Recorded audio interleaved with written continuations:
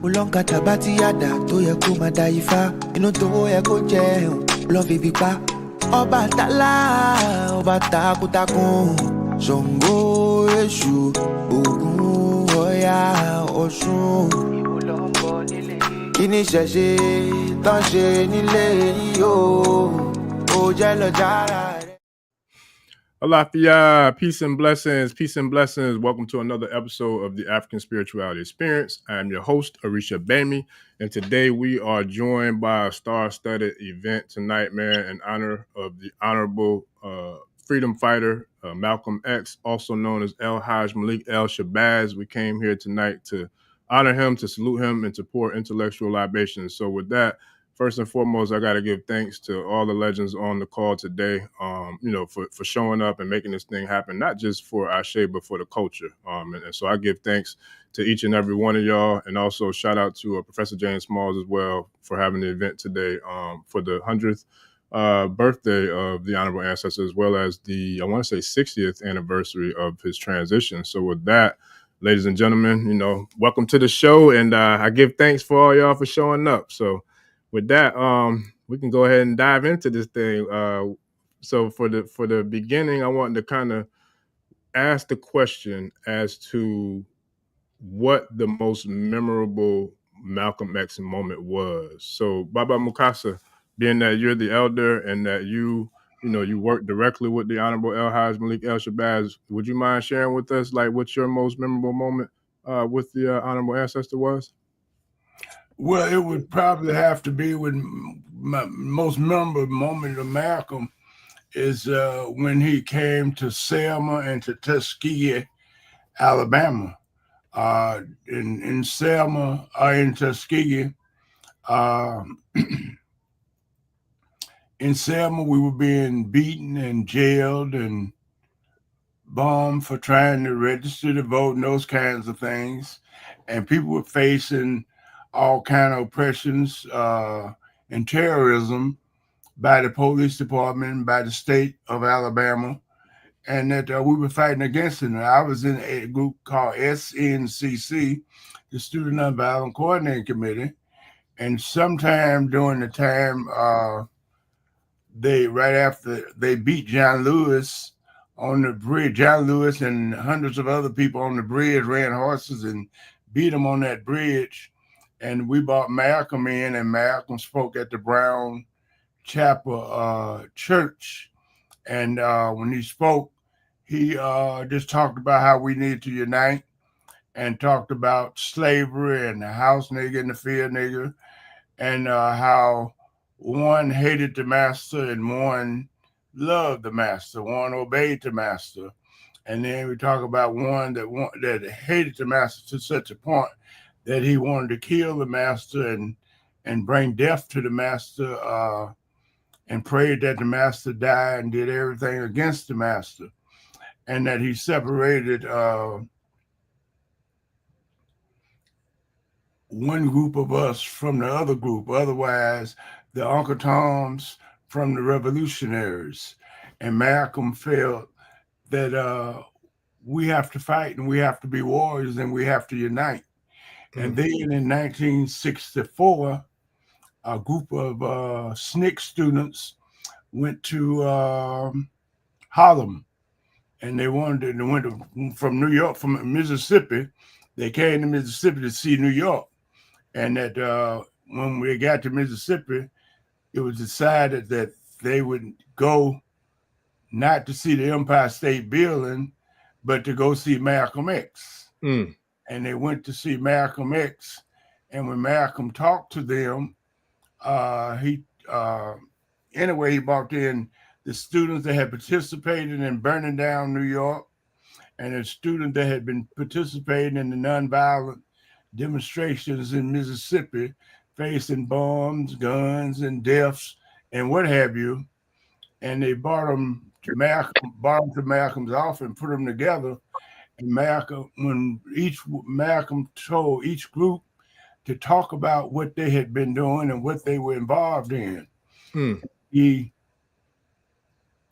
let the people talk that was from Mississippi, And they told how they go out and march and demonstrate and protest and face guns and bombs and Ku Klux Klan, how they walk and march and they spit in their face and how they hit them in the face and they would be nonviolent and those kinds of things. And they would not hit back and whatever and just show their nonviolent tactics and how they take the beatings and the spit and the kicks and what have you. And when they told their story, the violent kids, the one who had participated in burning down, and the violent who participated in violence, they told this before they could tell their story. When the nonviolent was telling their story, the violent kids was they were just frowning and hurting. Oh, how y'all do that? Oh, that was hurting. And then the ones that burnt down the cities, they told how they burnt down the cities and threw firearms and threw bricks at the police and faced the police and had running battles with them and all that. And the nonviolent folk didn't quite understand that. And then Malcolm talked to them and pulled it together. And there's a little pamphlet called Malcolm Talked to the Youth. And these kids were from Macomb, Mississippi. And you can find that book, a little pamphlet called Malcolm Talked to the Youth. And you'll find the different stories on it. And also, Malcolm X, when we bought whites and had whites inside the SNCC, Malcolm had John Churchfield, who was from Philadelphia, and he was in the Nation of Islam under Malcolm X. And John Churchfield would be down talking to everybody, saying white folks were devils and that kind of thing, and where some people working with the white people and white people working, demonstrating and protesting with us, but he was taking a nationalist line on the white people that were there and whatever. And but we did have that. I mean, Malcolm saw SNCC as the youth group that would grow and say we were growing to be part of Malcolm X, because SNCC organization basically was at that point the only organization that had a movement across the country and across the South that he could end up being a part of. And Malcolm felt that he could train that group and influence that group to later be a part of what he was talking about, the nationalism and the Africanism and what have you, and the revolution that he was talking about. He felt that SNCC was on that road, and it was true. And we were on that road. But Malcolm had influence. And then coming up to Malcolm in 1965, Baba, I'm sorry, I don't mean to interrupt. I got one other guest that was scheduled to join us because she shares the birthday with the Honorable Hajj Malik El Shabbaz. So I'm gonna bring her in real quick if you don't mind, and then so we can get in and then get her in the studio real quick. 1 second. Okay, peace and blessings. Can you hear us, Una? Well, hello there. Uh-oh, can't hear. I think you muted. Okay. Can you hear me now? Yep, we hear you. Hello. All right. Peace and blessings, family. Happy birthday, man! Look, we had to get the balance of the the feminine energy in here to kind of get this thing completely balanced, so we can have a full like Professor Kaba said, you can't have no revolution without the females. It's just a street fight. So we got to have the feminine energy, the mothers, the blessings of the mothers that come in and throw some of that ashtray in here. Got you. So real quick, did you want to open up with a prayer? Same energy of Malcolm X, huh? Yeah, I want to say, did you want to give a quick you ready? reverence to the ancestors? Yeah. Okay. Well, all right, everybody. All right, we're asking that our ancestors rise up. We're asking that our ancestors speak through us and speak through us. We're calling and asking and summoning the spirit of Malik El Shabbaz, our elder, our ancestor now, but we're asking that you see through us and that you speak through us. We're asking that you speak through us and speak through us. You known as Malcolm Little. We're asking that you come and give the people the wisdom that they speak. We're asking that you continue to guide us. We're asking that you continue to give us all of the wisdom that we need to move forward in the future to come. We thank you for giving us the information you have given us in the past. We thank you, and we want to say we love you. And we ask that everybody's ancestors rise. Everybody ancestors rise and be with us as we're dealing with some of the chaotic times that we're dealing with now. We're asking ancestors to speak to us and speak to us as well. All of our ancestors. Ashe. Oh, all right, cool. Yeah. Okay, so real quick, I'm gonna jump off the screen, y'all. While after I ask the question, I'm gonna get out the way and highlight, our esteemed guests. So, Professor Kaba, I know you got a lot of different stories about Malcolm. I know you've taught Malcolm. Let me in, man. Huh? Let me in what I was saying. Oh, I'm sorry. Go ahead, Baba Mukasa. And so, the one of the most, and also, I forgot where I stopped, but also Malcolm sent his troops to Birmingham during the middle of the demonstrations down there when they were putting the dogs on them, and he did a demo. He had his soldiers to do demonstration on those dogs, German Shepherd dogs that were biting us, and showed it, and they had them spinning the dog and breaking the dog's neck. And that's what Malcolm was saying. We need to break them dogs' neck and fight them. And so Malcolm influence was there. And then Malcolm, his generals, some of his ministers, I took them down to Mississippi.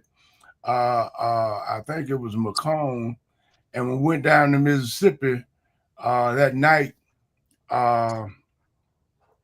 That night, we went into a mass meeting, and when we came out of the mass meeting, the police and white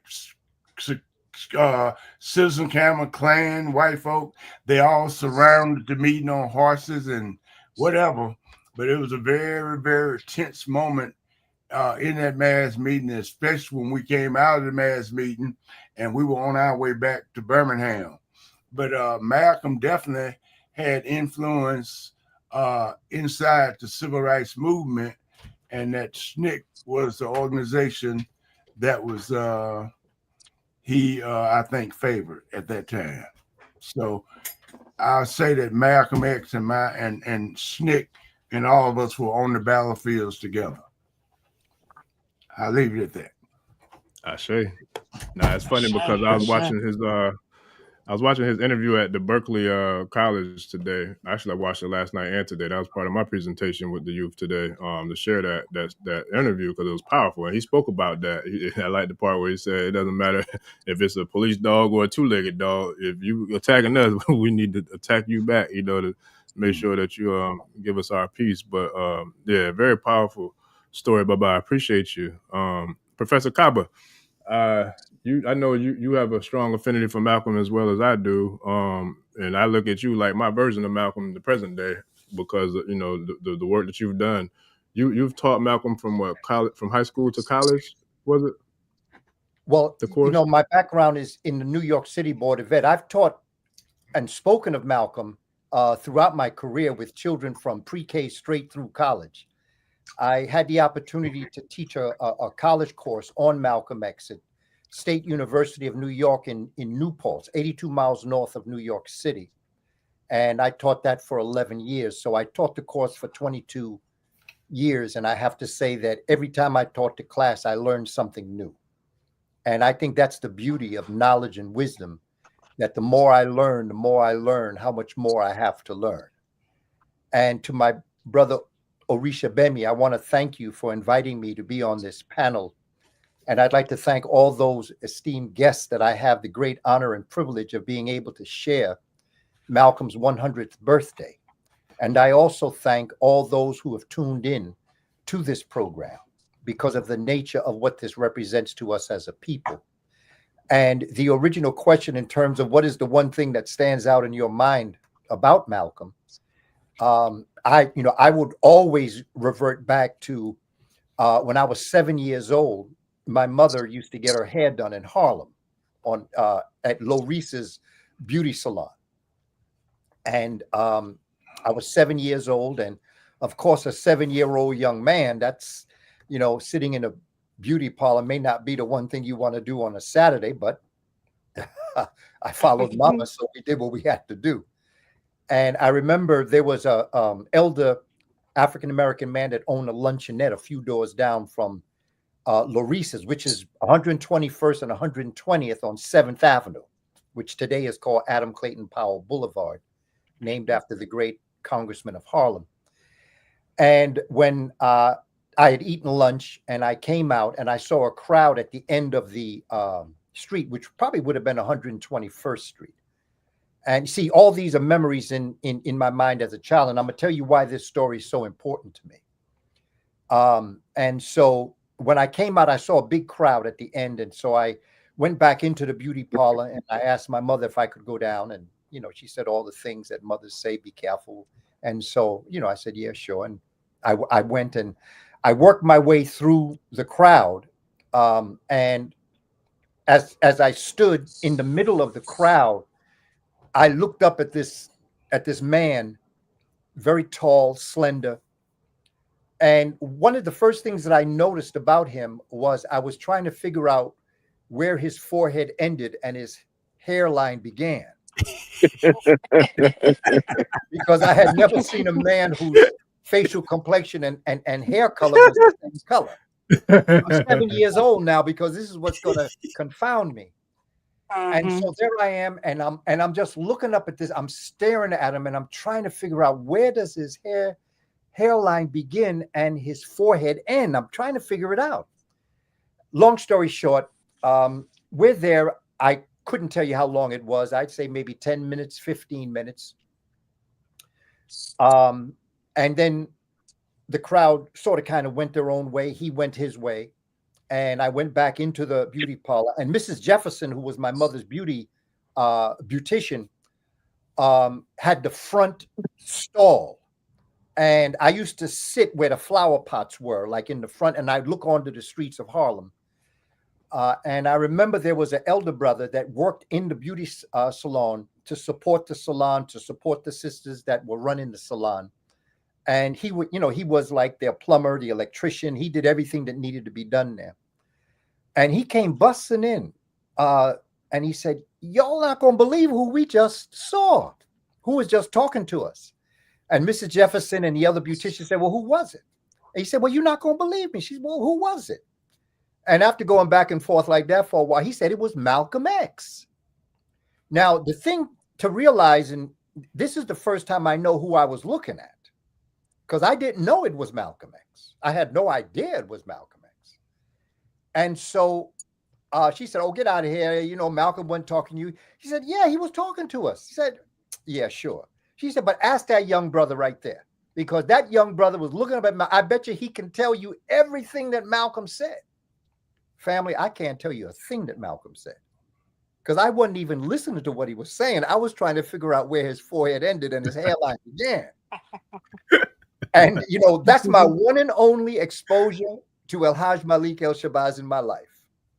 If that brother had not come into this beauty parlor and said that, to this day, I would not know who that was. That would have just been a fleeting memory in my mind of the many things that I experienced when I was going with my mother to Laurice's beauty parlor.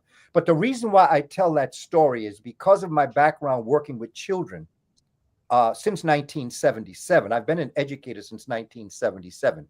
In New York, I was there for 31 years.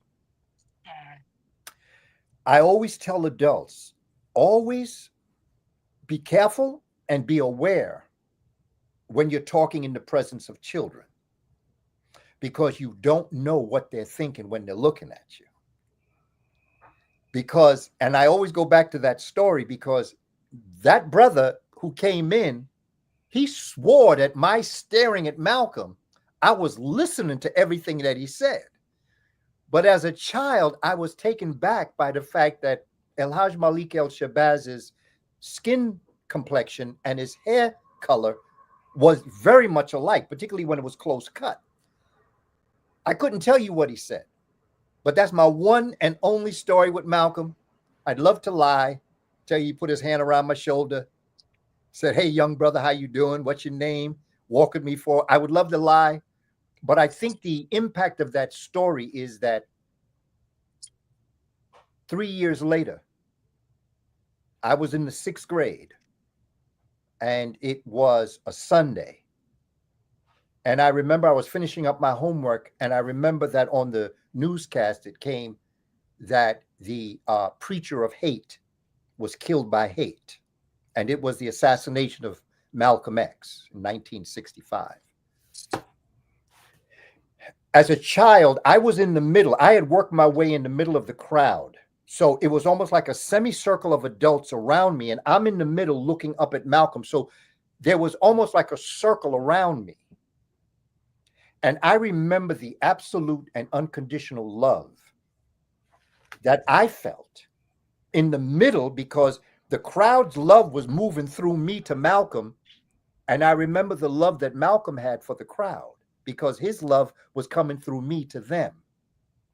And at that point, I knew it wasn't true, because I felt nothing but love between Hajj Malik El Shabbaz and the group that he was talking to. This is just a random day. It's a Saturday in Harlem in the spring of 1961.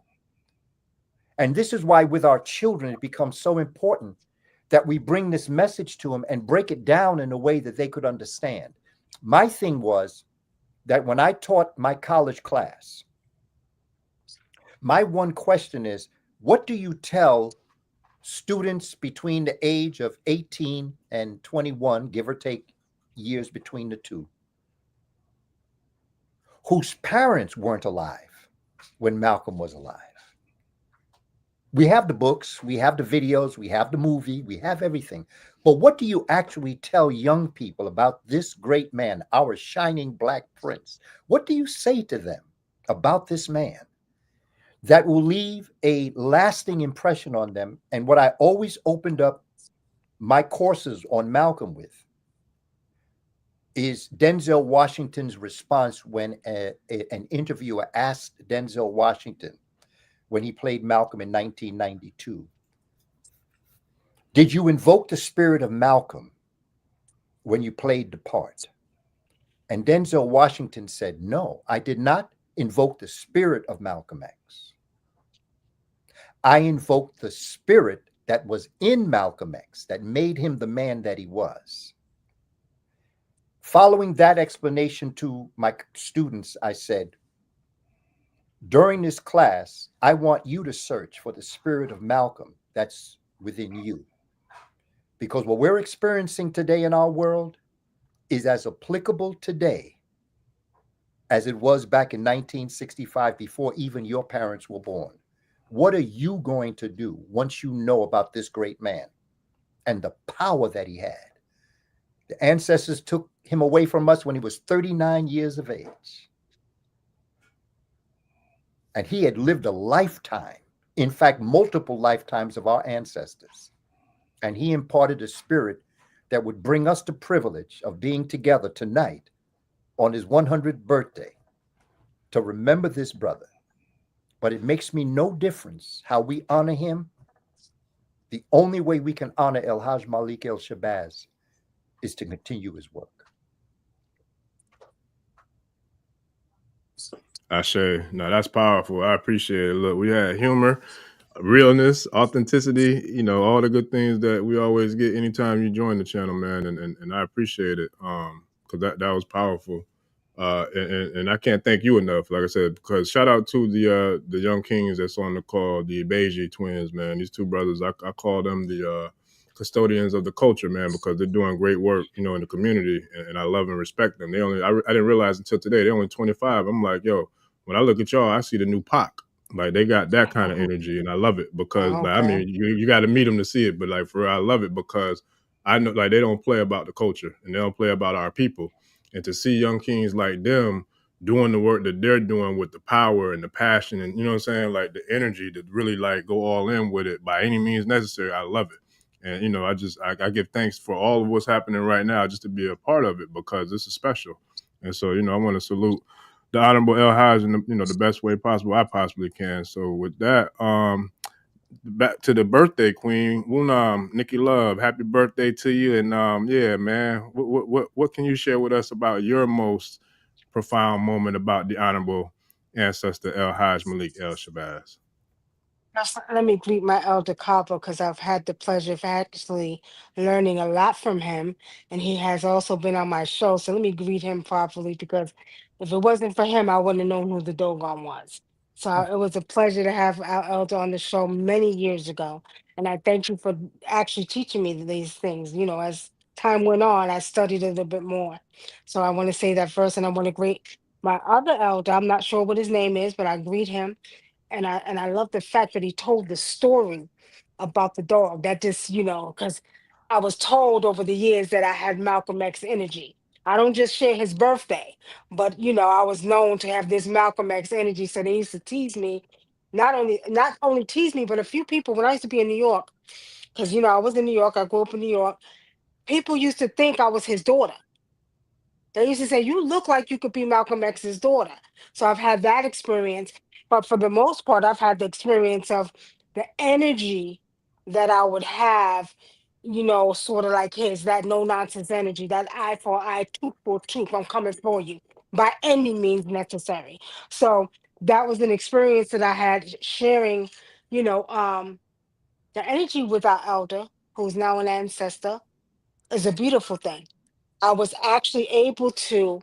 I did a show years ago when I had the radio show. I did a show years ago, and I actually was able to summon his spirit, Marcus Garvey, and I think did we do Khalid Muhammad?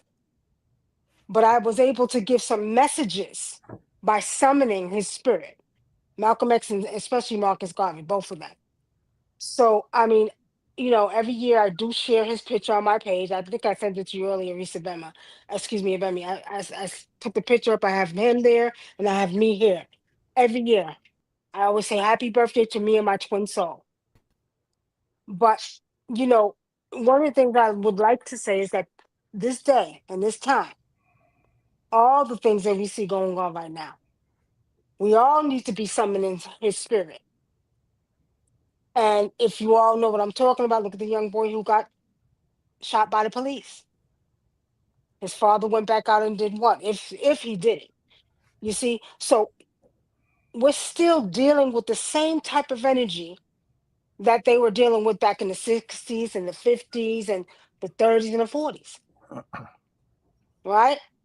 But I will say this, I do see the difference. A lot of these young people are not playing anymore. They are, you know, walking with the energy of Malik Shabazz. They're walking with that energy, and they are not playing anymore.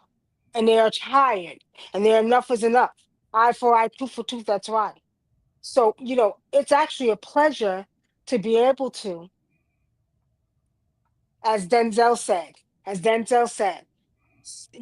that spirit, not the spirit of Malcolm, but that spirit, that warrior spirit that's not going to take no nonsense, and I love it. I really do. Um, you know, I cherish the moments. Now, what is the elder's name, Risa Bema, the one that was talking about with the dogs? That's Baba Mukasa. Mukasa Dada. Baba Baba. Mukasa Dada. Mm-hmm. Yeah. I love hearing stories like that. Those are moments that you want to hear about. And Yeah. especially because, you know, despite of what people think, they were dealing with that. That's crazy. That's, all the dog biting and all the things they were dealing with, in that time when half of us wasn't even here, because I was born in the 1970. So, I mean, they're dealing with that energy at that time. And I just could imagine what it felt like to have to continuously deal with that energy. You having to get bit by dogs, and they putting the stick in the dogs, and you like you a piece of meat. Just like to this day, they're shooting our children like they're a piece of meat. It just makes me angry to see that other side coming out like Malcolm, y'all. It makes me angry to have to still, hear stories like that's going on. And here you have an elder that's telling a story who was actually there. It's truly a blessing, and I think everybody needs to really, really listen to these stories. Really listen to the stories. But I mean, as far as the experience, just knowing about him, being able to summon him was one of the things I used to do. and being able to still honor him to this day, 100 years old. 100 years is a long time. And that energy, and his energy still resides within us, outside of us, with all of us.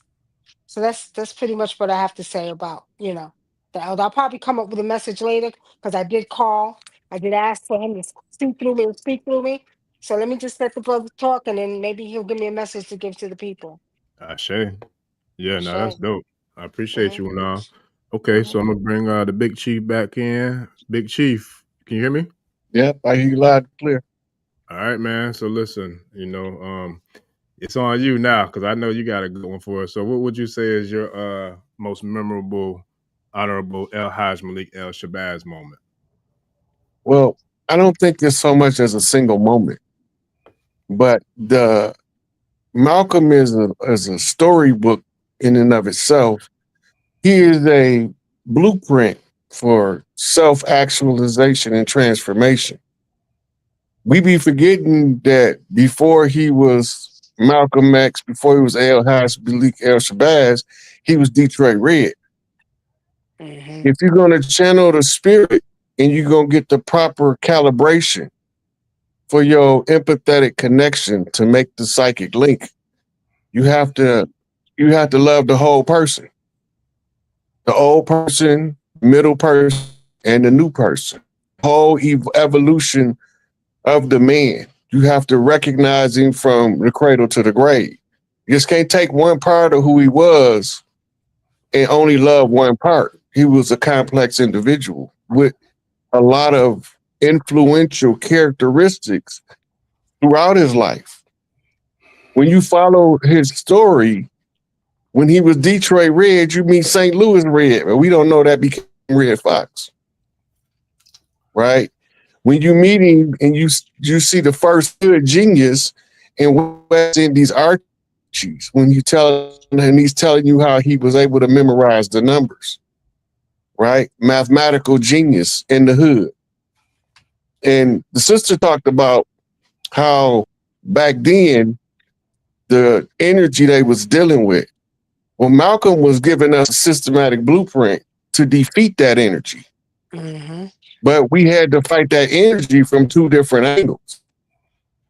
Recognize the fact that we in the middle of a conjure war. Most of us don't know that. In the middle of this conjure war, we have to figure out how to educate ourselves above the conditions that oppress us. And Malcolm is a blueprint for self-education, right? We forget that they called him Satan because he cursed so much in prison. But while he was doing all that cursing, it brings to beck, in the words of Tupac, after you get done being angry, then what you gonna do? Right? So if you don't understand the problem, ain't no sense in speaking on it until you can figure out the solution. And we had a lot of elders that came through and gave us pieces to the puzzle. Now it's time to put all of those pieces together. Just like Malcolm evolved, we have to mold the future based on what we learned from the past. We didn't know that the whole construct was warfare. We've been at war in a protracted struggle for 500 years. This didn't start in the 60s. We focus on the 60s because it brought us great men once again to the forefront. Right. So in the memory, we see the strength of Malcolm. We see the strength of Martin. We see the strength of Stokely Carmichael. We see the strength of of Fred Hampton and Huey P. That strength is the echo from the 60s for the youth to have a call to know where to look to find the pieces to put us all back together. Right. And Malcolm is a critical piece to the puzzle, because his influence influenced the Panthers. His influence influenced that group called us. His influence influenced the Black Liberation Army. This the person that he was able to have an impact way beyond the Nation of Islam. Right? We forget that he went overseas and was received as royalty damn near. Then when he come back home, he got to go back to be relegated as subhuman. Yeah. Right. So it also showed him something about what's going on around the world that showed him a different way of looking at the problems we face with over here. We got a record. They use a different strategy on us. So we don't understand warfare. We can't get us free because this is war. It started in 1492 and it's ending now because the youth got it now. And when the babies get a hold of the truth, they gonna spread it like wildfire through the grassroots of the community. And I told them, I said, been saying for years, once the babies get it, y'all done. They screwed now. Because you got youngsters on here showing you the evidence of we already been here. They gave us false narratives, false identities.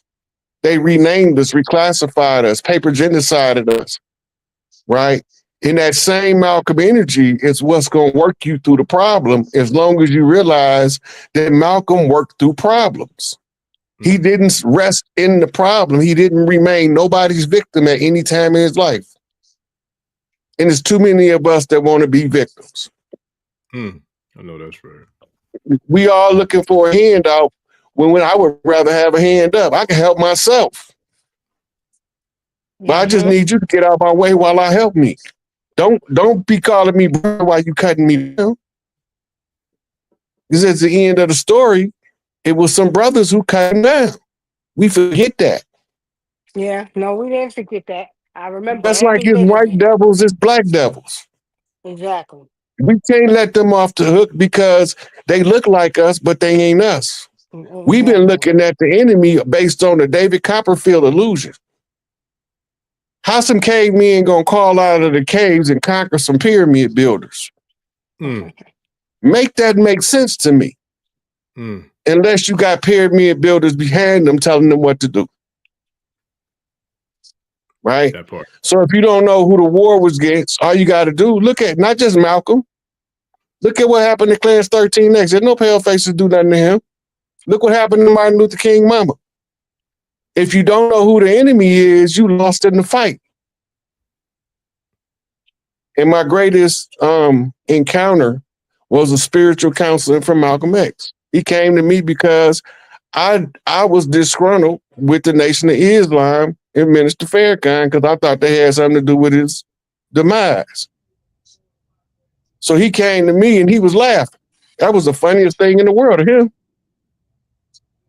And then he gave me an analogy. He said, Brother Lewis was like a high school football quarterback looking to make it to the NFL. He don't know what's going on in the NFL because he ain't got there yet. Right? He said, yeah, he talked smack. All of them did. They were supposed to. If you believe in who you believe in and somebody go against that, you're supposed to talk. He said, but you got to remember, I handpicked Brother Lewis. But he wouldn't give up on the conversation until I gave up on the grudge. So that's the most impactful thing. And it was kind of spooky too, because I had never had an elder come to me in a disincarnate form to counsel me like that. But it was Malcolm who told me it's more to this than what people are seeing with the naked eye. It's a bigger game at play. And if you stop holding grudges and stop taking sides, you'll be able to see the full picture. And then you can put it together and then you can blow the horns of liberation. But until you stop holding grudges, you ain't going to be able to see what you need to see. And then it go back to what Tupac said, after you get done being mad, what are you going to do next? I say. That's powerful. So I tell you what, yeah, that was powerful. Yeah. So I'm gonna ask this question because I know this is the first time we've done this like this with a panel. So I want to try to make sure I can get as many questions in as possible. when it comes to where we are now, and first and foremost, thank you all for your powerful responses and answers and stories. When it comes to where we are right now, we're honoring the legacy of the ultimate warrior, at least for those of us who are on this call, whether you're on the screen or off, we're honoring the legacy of the ultimate warrior. So being that, I feel like everybody in this room, in this booth, in the studio is in some way, shape, form, or fashion a warrior as well. What would be the next steps of where we need to go, where we are right now in 2025? And if Malcolm was here with us, what would he say that we need to do right here, right now, by any means necessary? And then whoever want to take it first. I'm ready for that question. Let me ever go first.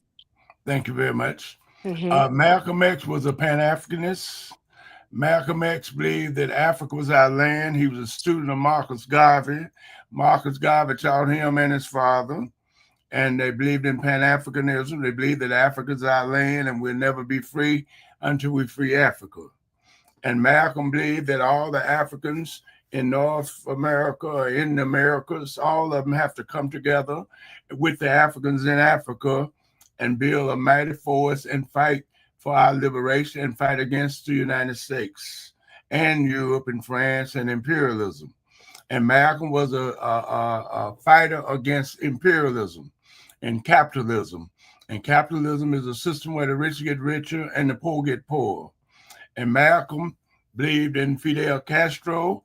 Malcolm would be a communist if we look at him today. Malcolm is a socialist, a communist, and Malcolm believed that we need to take back everything that these people have taken from us and use them for our benefit. Malcolm X was against the United States government. Malcolm didn't believe in no voting. Malcolm believed that we had to take our freedom, take our liberation, and we had to fight. And our fight is against the whole United States government, Democrats and Republicans. Malcolm stood with the Palestinians, and you can't talk about Malcolm X unless you talk about Palestine, because Palestine is it's a system called Zionism in Israel. Zionism is an economic system, is part of a international economic system of imperialism that's trying to kill and take over the world, and that we have to destroy Israel, we have to destroy Zionism, and the United States is in the bed with Zionism. They fund them, they give them their guns, their bombs, and right before our very eyes, we see them committing genocide on the Palestinians. That this genocide is not just taking place in Palestine, it's taking place throughout the continent of Africa.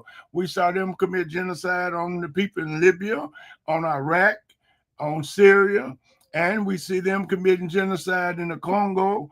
We see them attacking Cuba. We see them attacking Venezuela. We see them attacking Nicaragua, and it's a worldwide fight. And we have to, and all the people that believe in socialism and all of us who believe in African liberation have to come together and form a movement.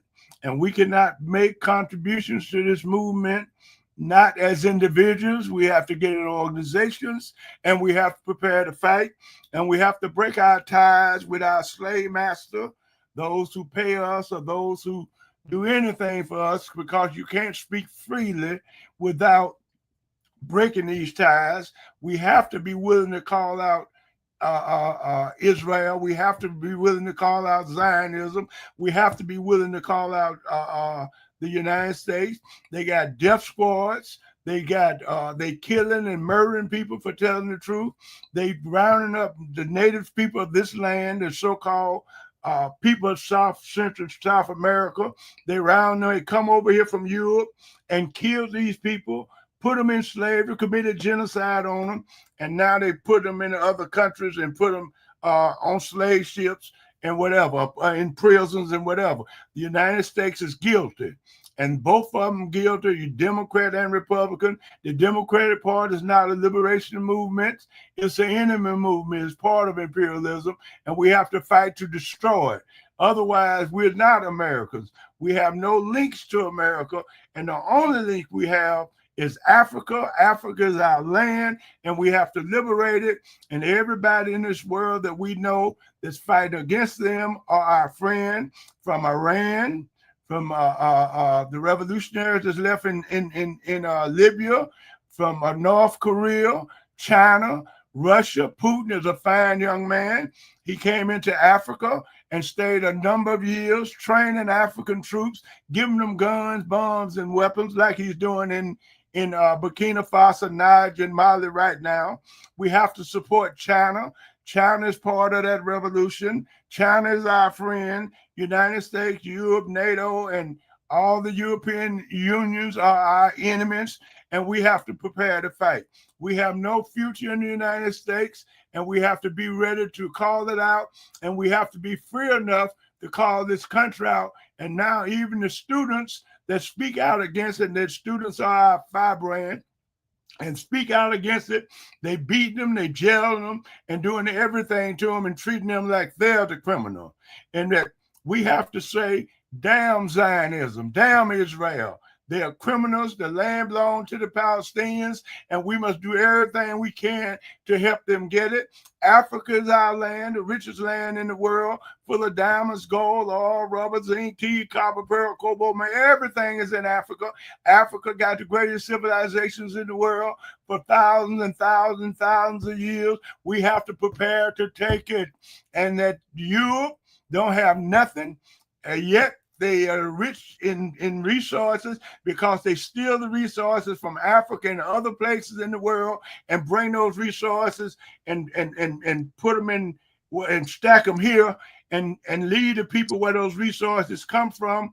And the only way we can stop them is revolution. So I say that we must support Burkina Faso. We must support all the liberation movements that's rising up. And we know that the United States government, we know that NATO is coming, and we must be ready for them. And we must join in with put a force together like APRP, All African People's Revolutionary Party. Matter of fact, everybody should Google that because they got an educational thing on there with all the leaders, every damn one of them from all over the world.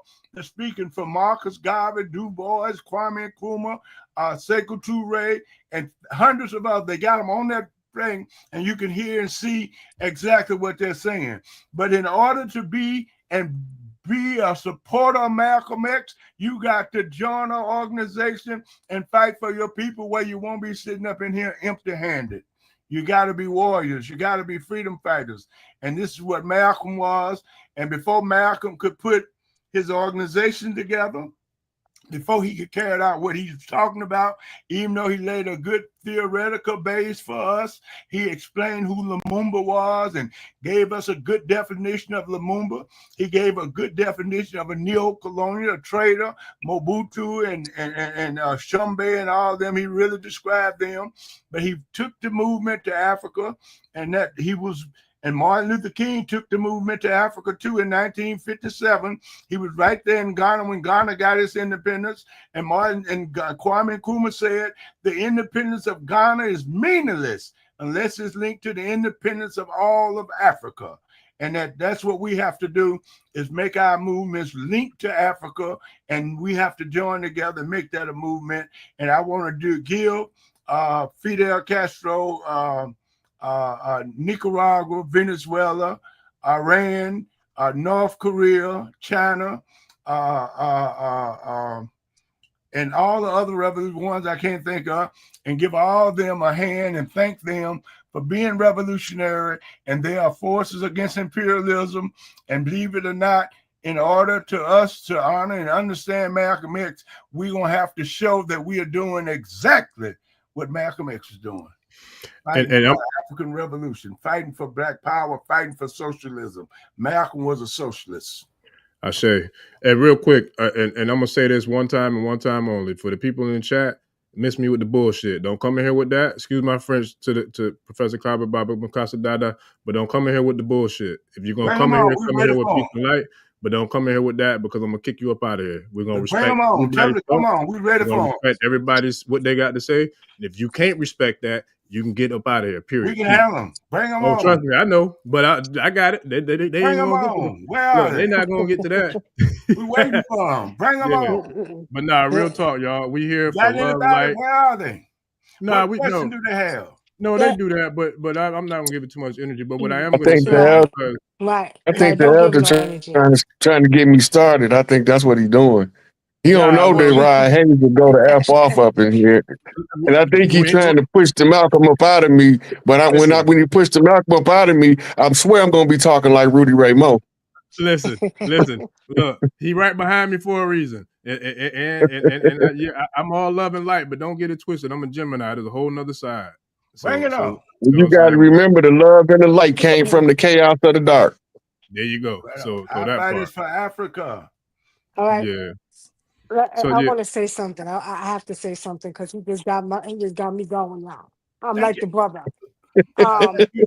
One of the things I want to say is I used to tell my brothers years ago, and they used to get mad at me, but I ain't give a goddamn, excuse my language. I'm not walking around saying black power. You know what? I'm not going to walk around saying black power. And I'm going to tell you why, Elder, because if I have to walk around and say black power, then I don't know who I am. See, they used to say, when we used to have shows, well, you know what? No, it's a meaning to that. No, it's not a meaning to it. I am power. The other thing is, I want to say. Wait a minute, hold on. Let's go back. You black power? No, I am power. I don't need to tell them. I don't need to tell them black power. I know who I am. You talking about yourself, African women? I'm talking about people. Well, let me just say this, but a lot of people didn't know my mother's from Africa. I'm from Cabo Verde, Africa. Right? I grew up in New York, but my maternal side is African, right? You're African too, yeah. Well, you know, I wasn't born here, but I had Africa in the household. Mexicans can't have kids in the oven. That don't make them biscuits. So you could have been born in the ocean. You wouldn't be a fish. Well, I'm always going to be African first. So I always, you know. Right but on, African. The thing I have, the problem I have is that, for one, this was our land first. Y'all not chasing me out of my land. This land right here. We own this land. They don't own nothing. We own this land right here. This not their land. We don't want everything. We just take a little bit of it. And Africa is the richest land in the world. Got all the natural resources. Got perfect climate and everything. We got all that over here too. And got Listen.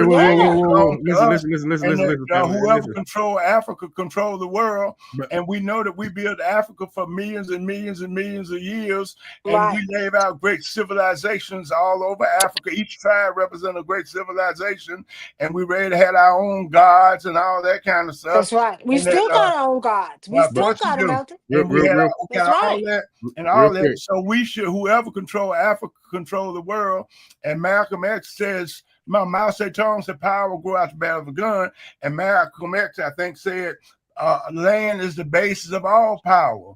And so when you have a land, you have power. So the question we have to answer is, what land are we fighting for? And if we take Africa, Africa will be able to fund every African, who don't care where we are in the world, and make us strong. Like China is in China, but any Chinese don't care where they are in the world, they respect it because they are Chinese, because China is an independent nation, got an army, got an economic system, and everybody in the world is scared to touch the Chinese because they know the Chinese can defend them. And if we unite Africa and we unite that African continent and unite that land and build a mighty army on that land, like my little brother in Burkina Faso knows trying to do, with the help of Russia, China, and Cuba and Venezuela, if we build that army, then nobody in the world will ever touch us again. We'll be able to defend you, Mother Africa. Real quick, family, real quick. I just want to get, you know, I want to stay on task with what today is. So today is we're not arguing about who, like, where we from, the origin is Africa or America. Like, we're here to honor the legacy of Hajj Malik El Shabbaz. Let you straighten out those points. Those points are very important. And we came on here to debate, argue. No. I didn't debate. We don't mind agreeing. We don't mind disagreeing. And all we're doing is looking for the truth and looking for ways to make us stronger. So thank you for having all of us on here to do this debate. Thank you, young man. And young lady. No problem. But I just want to be clear though, because I'm the baby in the room. But I just want to be clear that we're here to honor the legacy of, you know, the Honorable Hajj Malik El Shabbaz. So it's not about debating on Africa or America, because either way it goes, hell, this is minute. This is a grain of sand in the grand scheme of things. We're cosmic beings. We are children of the universal prime creator. So right now, talking about Africa and America is like a grain of sand versus a grain of sand. And none of that has anything to do with who we are collectively from a universal construct. You know what I mean? So, but I do want to stay on. You gotta remember the earth belonged to us in the beginning anyway. Mm-hmm. Whether it's America, Africa, Asia, Australia, we were the original inhabitants of the planet. That's right. Right? We don't just have a monopoly on Africa. We got a monopoly on Earth. The problem is that we fighting some people that the brother called them out. Since he called them out, I'm gonna ride on his coattail. These goddamn Zionist Jews. These is the bankers that's usurping the people, that's stealing the wealth of the people through taxation and inflation using their fractional reserve banking system. And as long as we don't understand that they're attacking us economically, educationally, through entertainment, labor law, religion, sex, and war, we in the back of the fight. We got to remember, Hajj Malik El Shabbaz, Malcolm X, first in indoctrination with knowledge of self come through the Garveyites. But we also got to remember that in the 1950s, all of the melanated peoples of the world came to the Bang Dong Conference to put together a counteroffensive against white supremacy, which is actually Zionism repackaged. That's right. The whole divide and conquer paradigm of white supremacy is predicated up on us never knowing who the real Zionist Jews is. Farrakhan once said, we ain't gonna never get over this hurdle until we get past the Jew.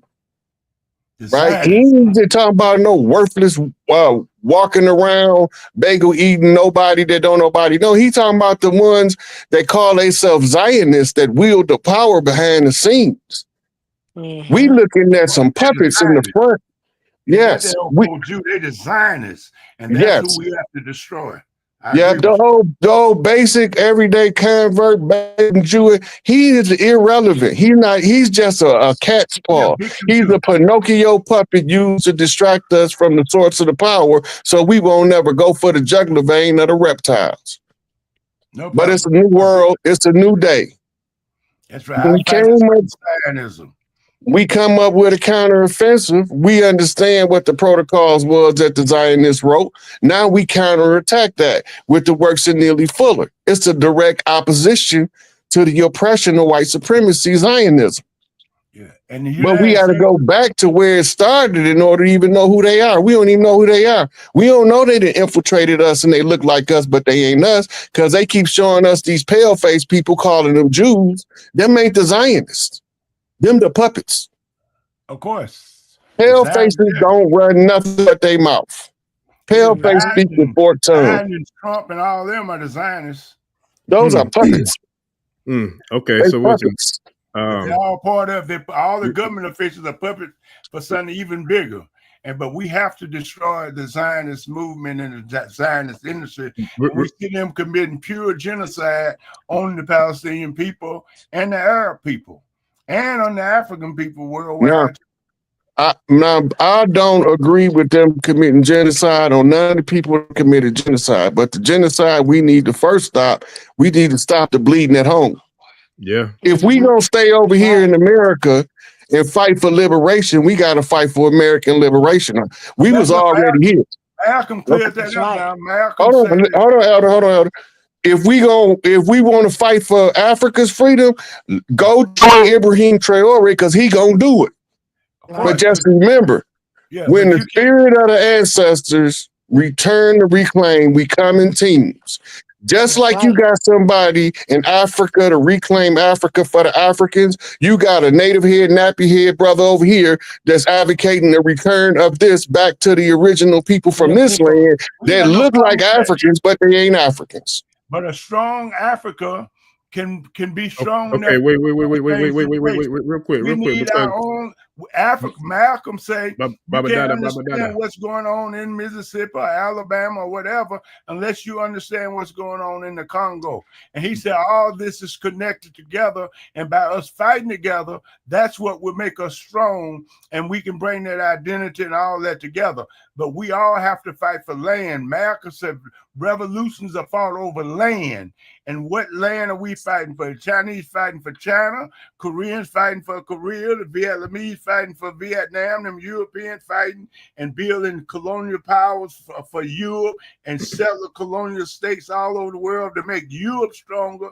And if we make Africa stronger, then we can touch hands with our African people wherever they are in the world, join hands with them wherever they are in the world, and this will make us a mighty power.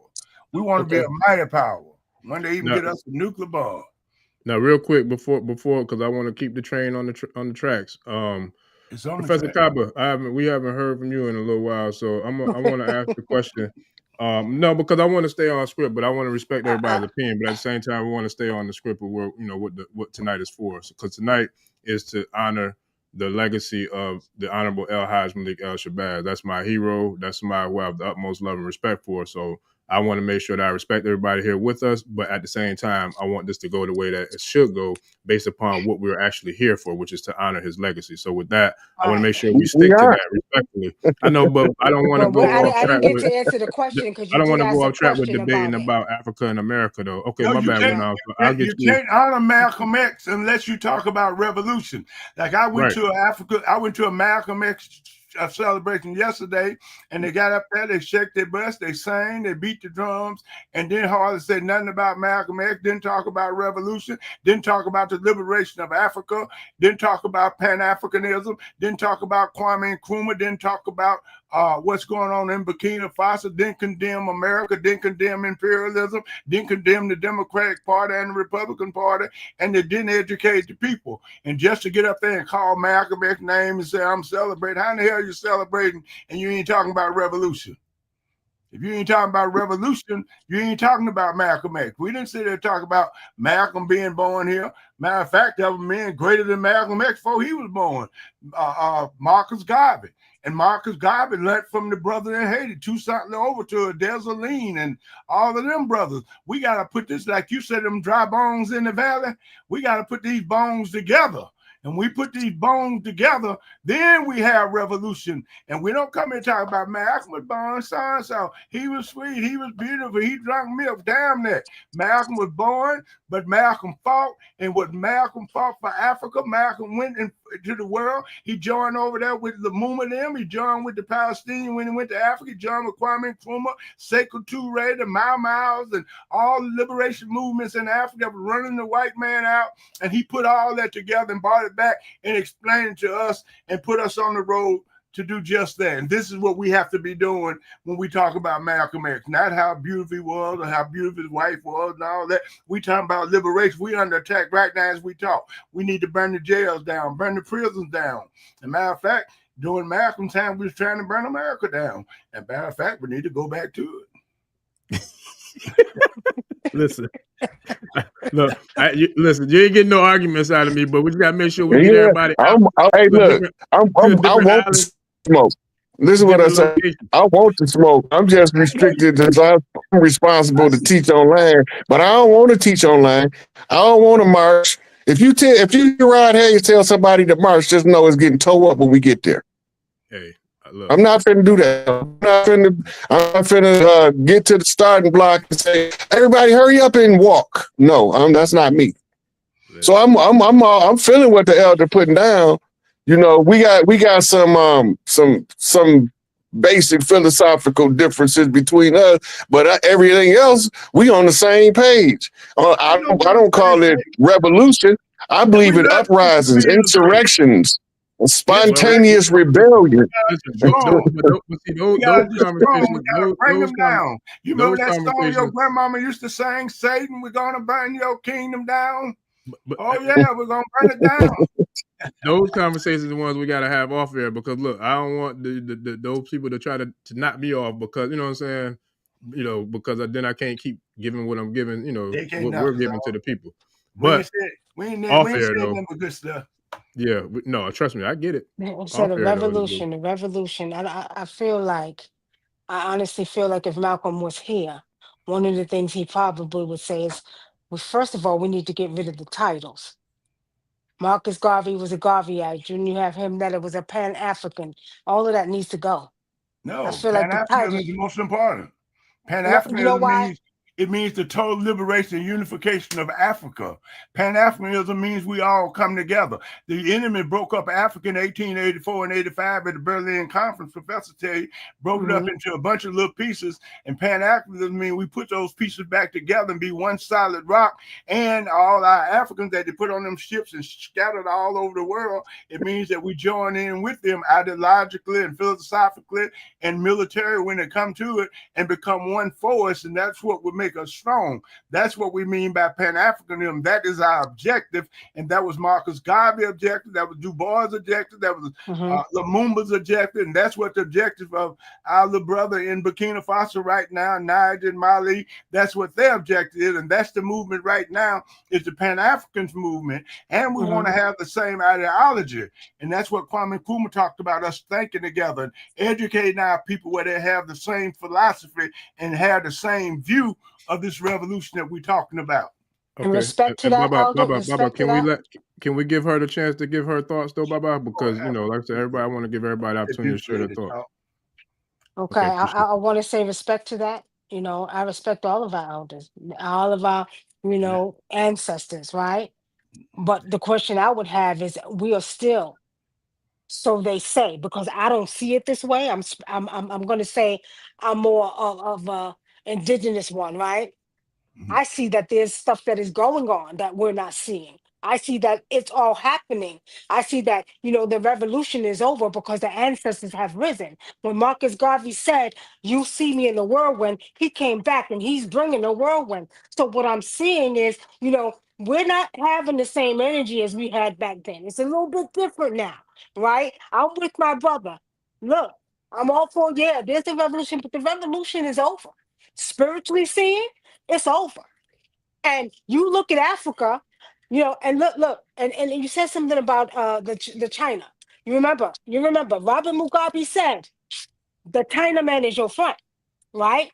My my focus right now, right, is that we all come together. I don't care if you Muslim, I don't care if you Pan-African, I don't care if you know, whatever, Christian. We come together and we begin to make the change because, you know, the same thing's been saying over the years. What happened? Why ain't nothing changing? Because we haven't worked with our people here. We haven't worked in the community to say, you know what, you a Christian, but guess what? You still gonna do this in the community.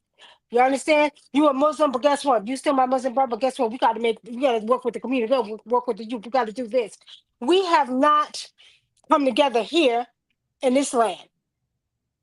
How are we gonna work with our brothers and sisters in Africa? How? Right? And not only that, how are we going to take back this land if we continue to give them power? They don't get no more power. They don't have no more power. We see, we think they got power, but they really don't. And what we do is we waste our energy on worrying about them, what they did, how they got money, how got this one. We are the true caretakers of this land. If we want this land, we're going to take it back. If we want to unite Africa with America, we are going to do it. Ain't nothing they could do about it. One of the things we discount is the fact that, like my brother said, we're the caretakers of this earth. And we have the power. And of course, the ones who are the ones behind the puppets, okay, they could be shut down too. I'm like Queen and Nzinga off with their heads. They got to go too. But we continue the same cycle every year, over the years, from 60s to the 50s. And the question would be to my people is, what are we not doing? I respect Marcus Garvey. I respect Malcolm X, and they did go to blueprint, but we still have some of the same things going on. But I do know that despite of what y'all say, y'all better look at what's really happening. The young people ain't playing no more. Africa is uniting with. I'm going to say, I feel like Black Panther brought that together. Africa is uniting with Africans in America. I feel like we are changing and nobody's paying attention. We got to get out the 60s and the 50s. No disrespect, but we got to get out the era because right now These young people are rising up. The ancestors have come back. Marcus Garvey has come back. Malcolm X has come back through many of us. And at this day and at this time, we got to understand who we are. Like I said, I ain't got to tell you who I am. I know who I am. You're African. Okay. I'm African, but I'm also power. Who's the most powerful? What is the most powerful being on this planet? The African woman. Thank you. Okay. So with saying that, not one woman, all of them together. That's right.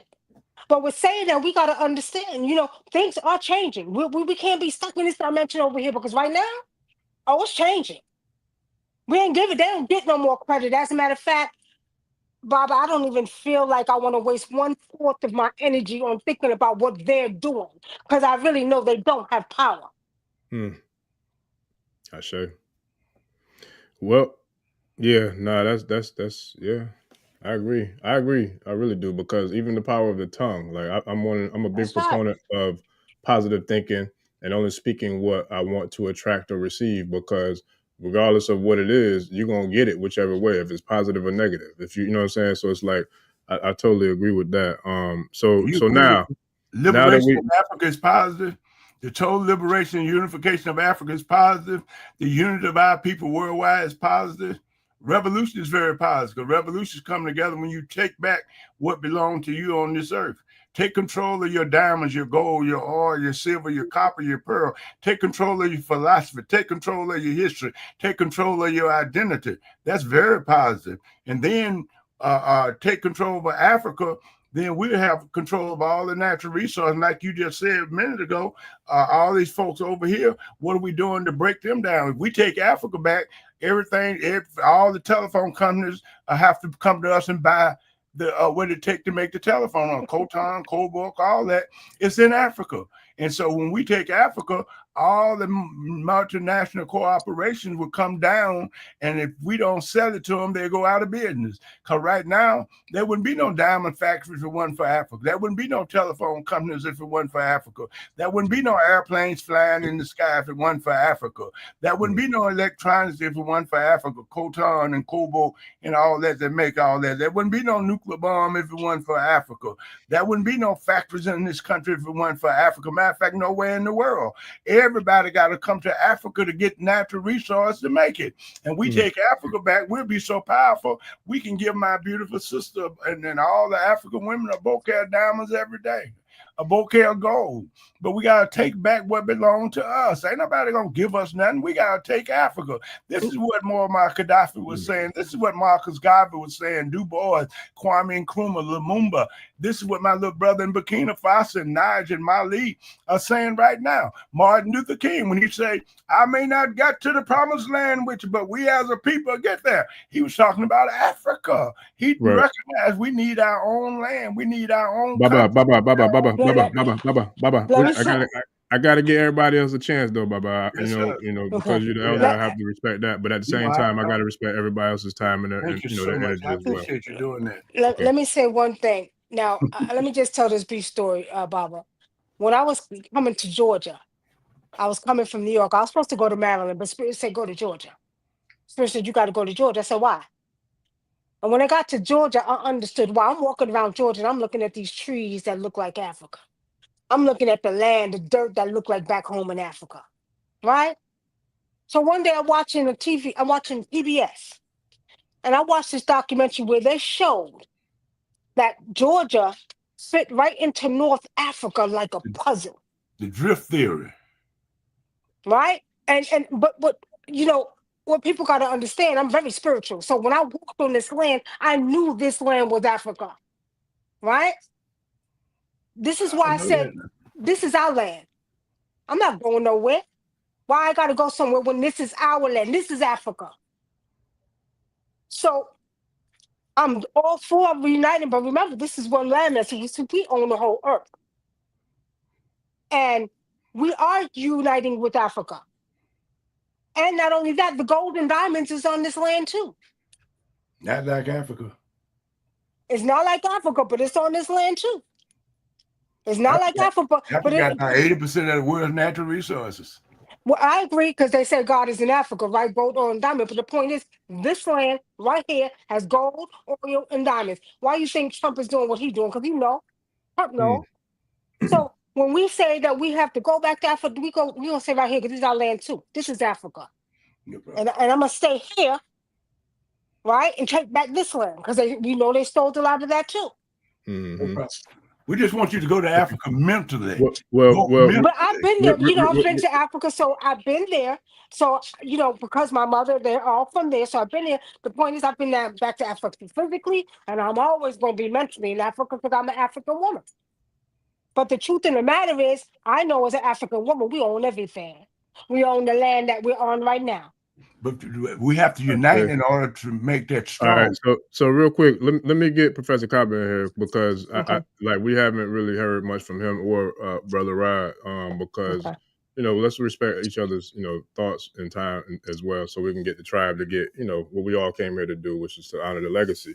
So Professor Kaba, when it comes to the question, the initial question at hand was if Malcolm was here, or if you could perceive from your research, from your time of being someone who has studied him, who has also taught him, what would you say he would, or what do you think he would say that we need to do as a people right now here on May 19th, 2025, to get us out of the situation that we were in, not too far removed from where we were when he was here? What would he say or that to us that we should do, by any means necessary to make a transformation from where we are today?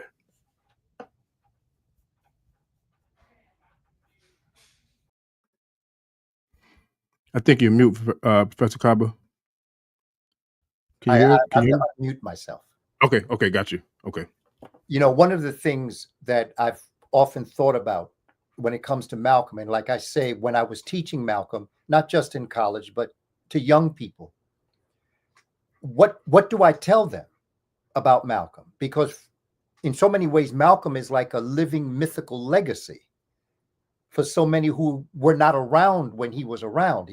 He's not somebody that they know, for instance. So what do you tell them?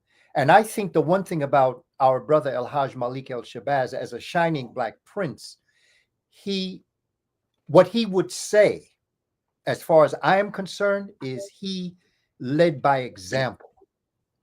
He led by example.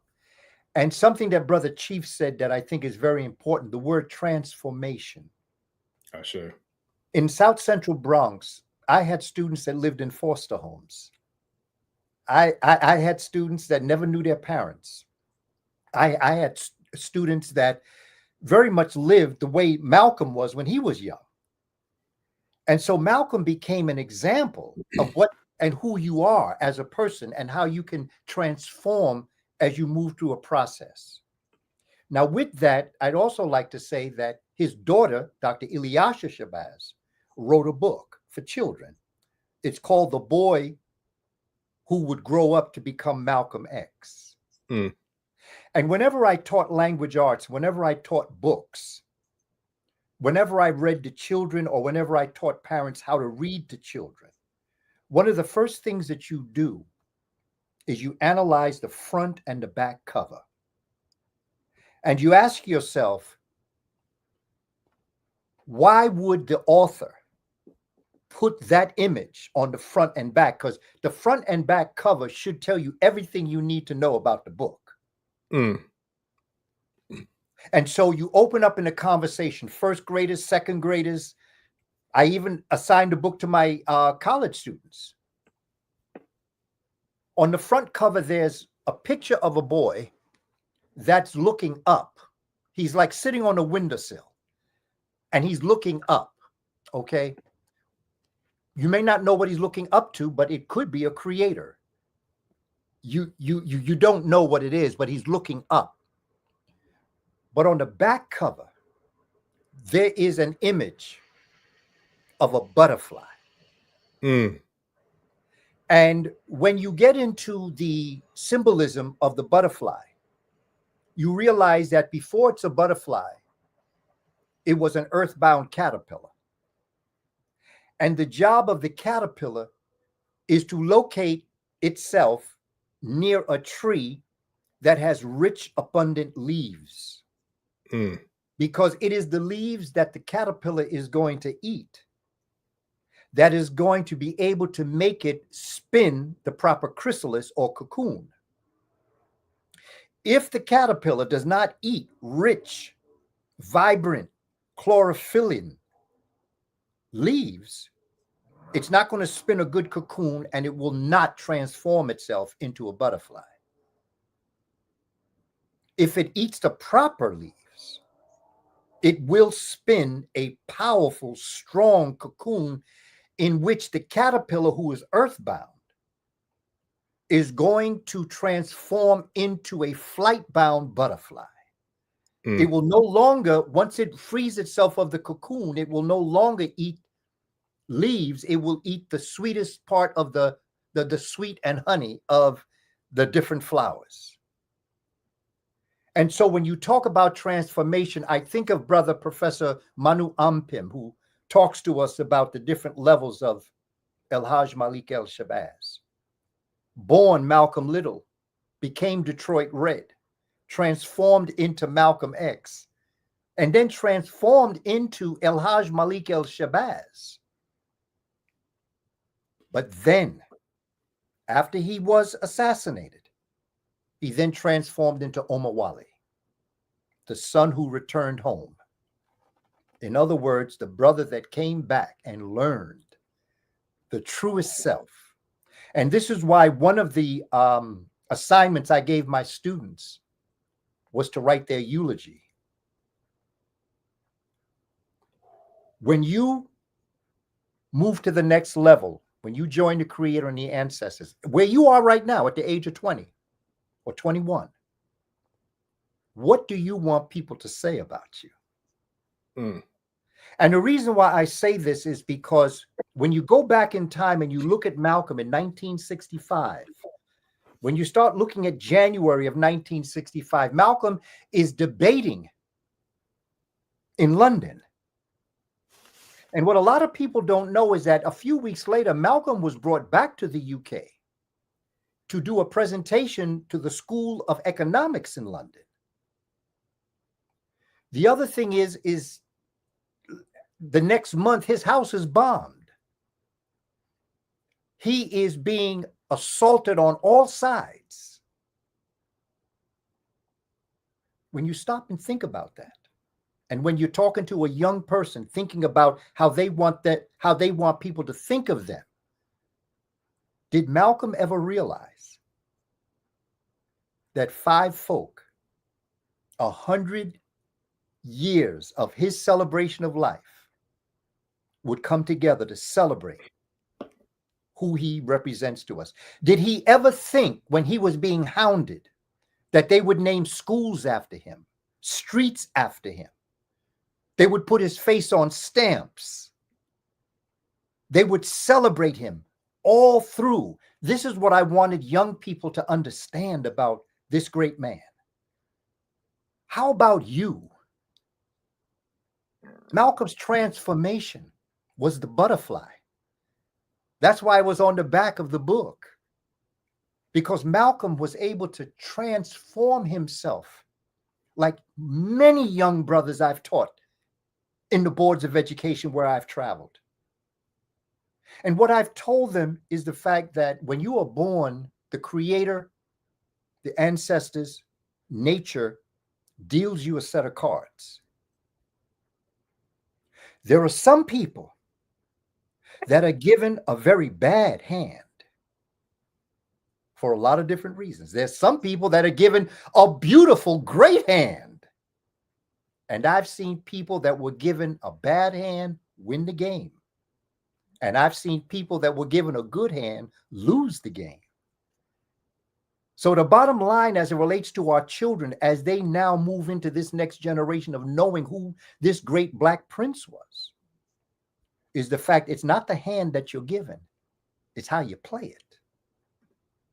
And when you think of what El Hajj Malik El Shabbaz did, the impact that he had, that I would now, at the age where I am, recall a story when I was 7 years old that the only way that I knew him was because of the brother that came in and said that was Malcolm X I was standing in front of. Did Malcolm X know that? Did he realize the impact that he would have in the world? Where one of the greatest film directors made a film about him. And everybody complained that it was 3 hours. But Emira Baraka said it could be like 8 hours, and you still wouldn't get everything that Malcolm was and what he represented. He was a multidimensional person that went through a process that was like the butterfly. And the leaves that you eat is the people you associate with, the thoughts that you have, the foods that you eat, the things that you do in your life. And if you eat and hang out with the right people, then you'll be able to spin the proper cocoon in your life in order to become a flight-bound butterfly, as opposed to an earthbound caterpillar. This is transformation. And Brother Chief, this is what I was thinking about as you were talking about transformation. We as a people are the best of the best. And this is not like exaggeration. Our ancestors were home in Africa. I'm speaking about that sect because, of course, you know, the first human beings to come to America were Africans. So let's put that on the table. But now let's talk about a post-1492 experience where they came into our communities. And no matter what they say, there were some of us that did sell our people. But the bottom line is that only lasted for a certain amount of time. Okay, so that they keep trying to make us think, well, you were the one that sold each other to us. That only lasted a certain time. Pretty soon, Africans got hint to what was going on. And when they would come into our neighborhoods, we would just blow them apart. That's why they ended the enslavement system, because they knew that they couldn't do what they wanted to do. And so what we're looking at as it relates to our brother El Hajj Malik El Shabbaz is transformation. And as I work with so many of my students who weren't given that great a hand, well, neither was Malcolm. But look at what he did. And I always try to get the children to jump from Malcolm X, straight from Malcolm Little to Malcolm X. I try to get them to avoid going through Detroit Red, although that had a lot of lessons. But I would rather you be able to know your knowledge, wisdom, your history, your culture, so that you can skip that part. But even if you go there, there's still transformation to be done, because it was there that Malcolm spun his cocoon. And when he got out of prison, he was a flight-bound butterfly that was able to move through a process that was just something that each and every one of us, man and woman, has the potential for. And that we cannot be taken in by the system. We have to understand our history, our knowledge, and our wisdom, and who we are as a people and what we have contributed to this world. And as we move through this process, as we talk to our children, as I've studied African traditions, universal educational traditions, every society, the working class, maybe from 18 to about 65, they all built the society looking at ensuring that the children in the community would be better than them. We're not doing what we're doing for our children to be like us. We're not doing it for them to, certainly not to be less than us, better than us, to take what we're doing to the next level. That's what built the pyramids. That's what built the temples. That's what built West Africa. And this is what Malcolm was attempting to tell us, to build the temple, and the temple comes from within. And Malcolm went through that transformation. He was uncomfortable when he was comfortable. He did not see a reason why any Black person should be comfortable, because he knew there was so much more work to be done. And he carried that in the legacy that he left us, particularly for our children. And when I heard Baba speak about the the book, Malcolm's Message to the Youth. That was the book that I read. And on page 307 of the autobiography of Malcolm X, he says, he was talking to somebody, and he said that by the year 2000, school children would know the true cultural background and history of the original peoples of the world. And I think that I was very fortunate because that was the one part of the book that stood out in my mind, that by the year 2000, school children would know their ancestry, their history. And it's interesting because from 1977 until that time and even beyond, that's what I dedicated my life to, is to teach our children the true identity of the people that left the legacy that we have inherited. And not only that, I had the added honor of being able to teach 22 times a college class on Malcolm X, of which every time I taught it, I not only learned something else, but I also transformed myself. And I think that's what we all have to start to think about. Transformation. When I go to bed tonight, I'm going to pray that I'm a better person that's going to bed that went to bed yesterday. And I'm going to pray that what I do tomorrow is going to be better than I did today. The competition must be with ourselves and not with each other. The cooperation of that competitive nature should be what we build our society on. And so I praise our brother for what he's done in 39 years. We were very fortunate to have that brother amongst us. And I think our children bequeath his legacy. And I think what Malcolm would say to us, don't listen to what I say, watch what I do. I know that's right. Listen, and I'm gonna say this because at this point, I'm gonna pretty much shut all the stuff down in the comments because I think some people are missing the point. But with that, I had an opportunity today to speak to a group of young men in regards to leadership. And of course, the topic was El Hajj. And for me personally, I got to share with them about the process of transformation, right?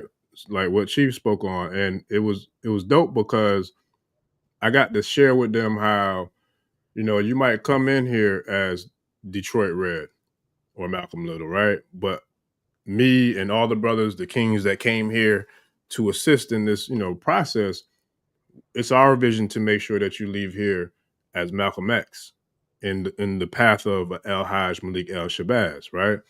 And I got to show them like my own process because my thing is I had to be like real with them enough to let them know it's not how you start, it's how you finish.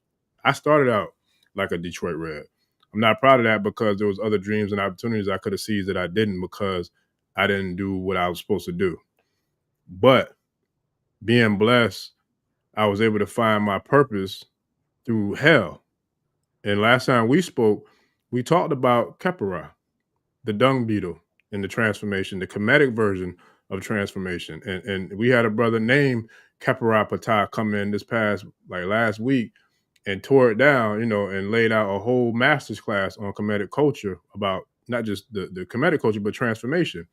So I look at it like, for us as a people, we see the top of the mountain, we see the pinnacle of what, leadership looks like.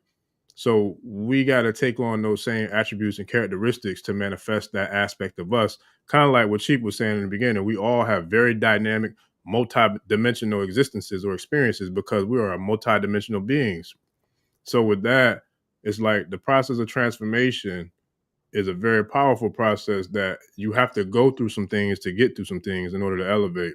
And I feel like us collectively, we're looking at a global elevation. So right now, I give thanks to everybody who's on the chat. We got 461 people in here as we speak. We got to elevate, family. Like we can't be in here with those kind of conversations because the energy and the frequency is real. Mother Earth is elevating for real. The universe is elevating for real. The consciousness is elevating for real. The light, the energy, the ashe, all those things are elevating. And Professor Kaba, I'm going to quote you. Matter of fact, I don't even know if I feel like saying it, Because you say how it go, we're gonna get to the promised land, but what is it? When you say that, I normally talk about we are the best of the best, and I'm talking about the fact that we have the DNA of the pyramid builders. Okay, and we have the DNA of the plantation dwellers.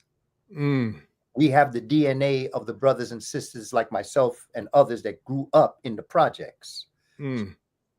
But Dr. King was correct when he said that I may not get there with you, but I want you to know tonight that we as a people will get to the promised land.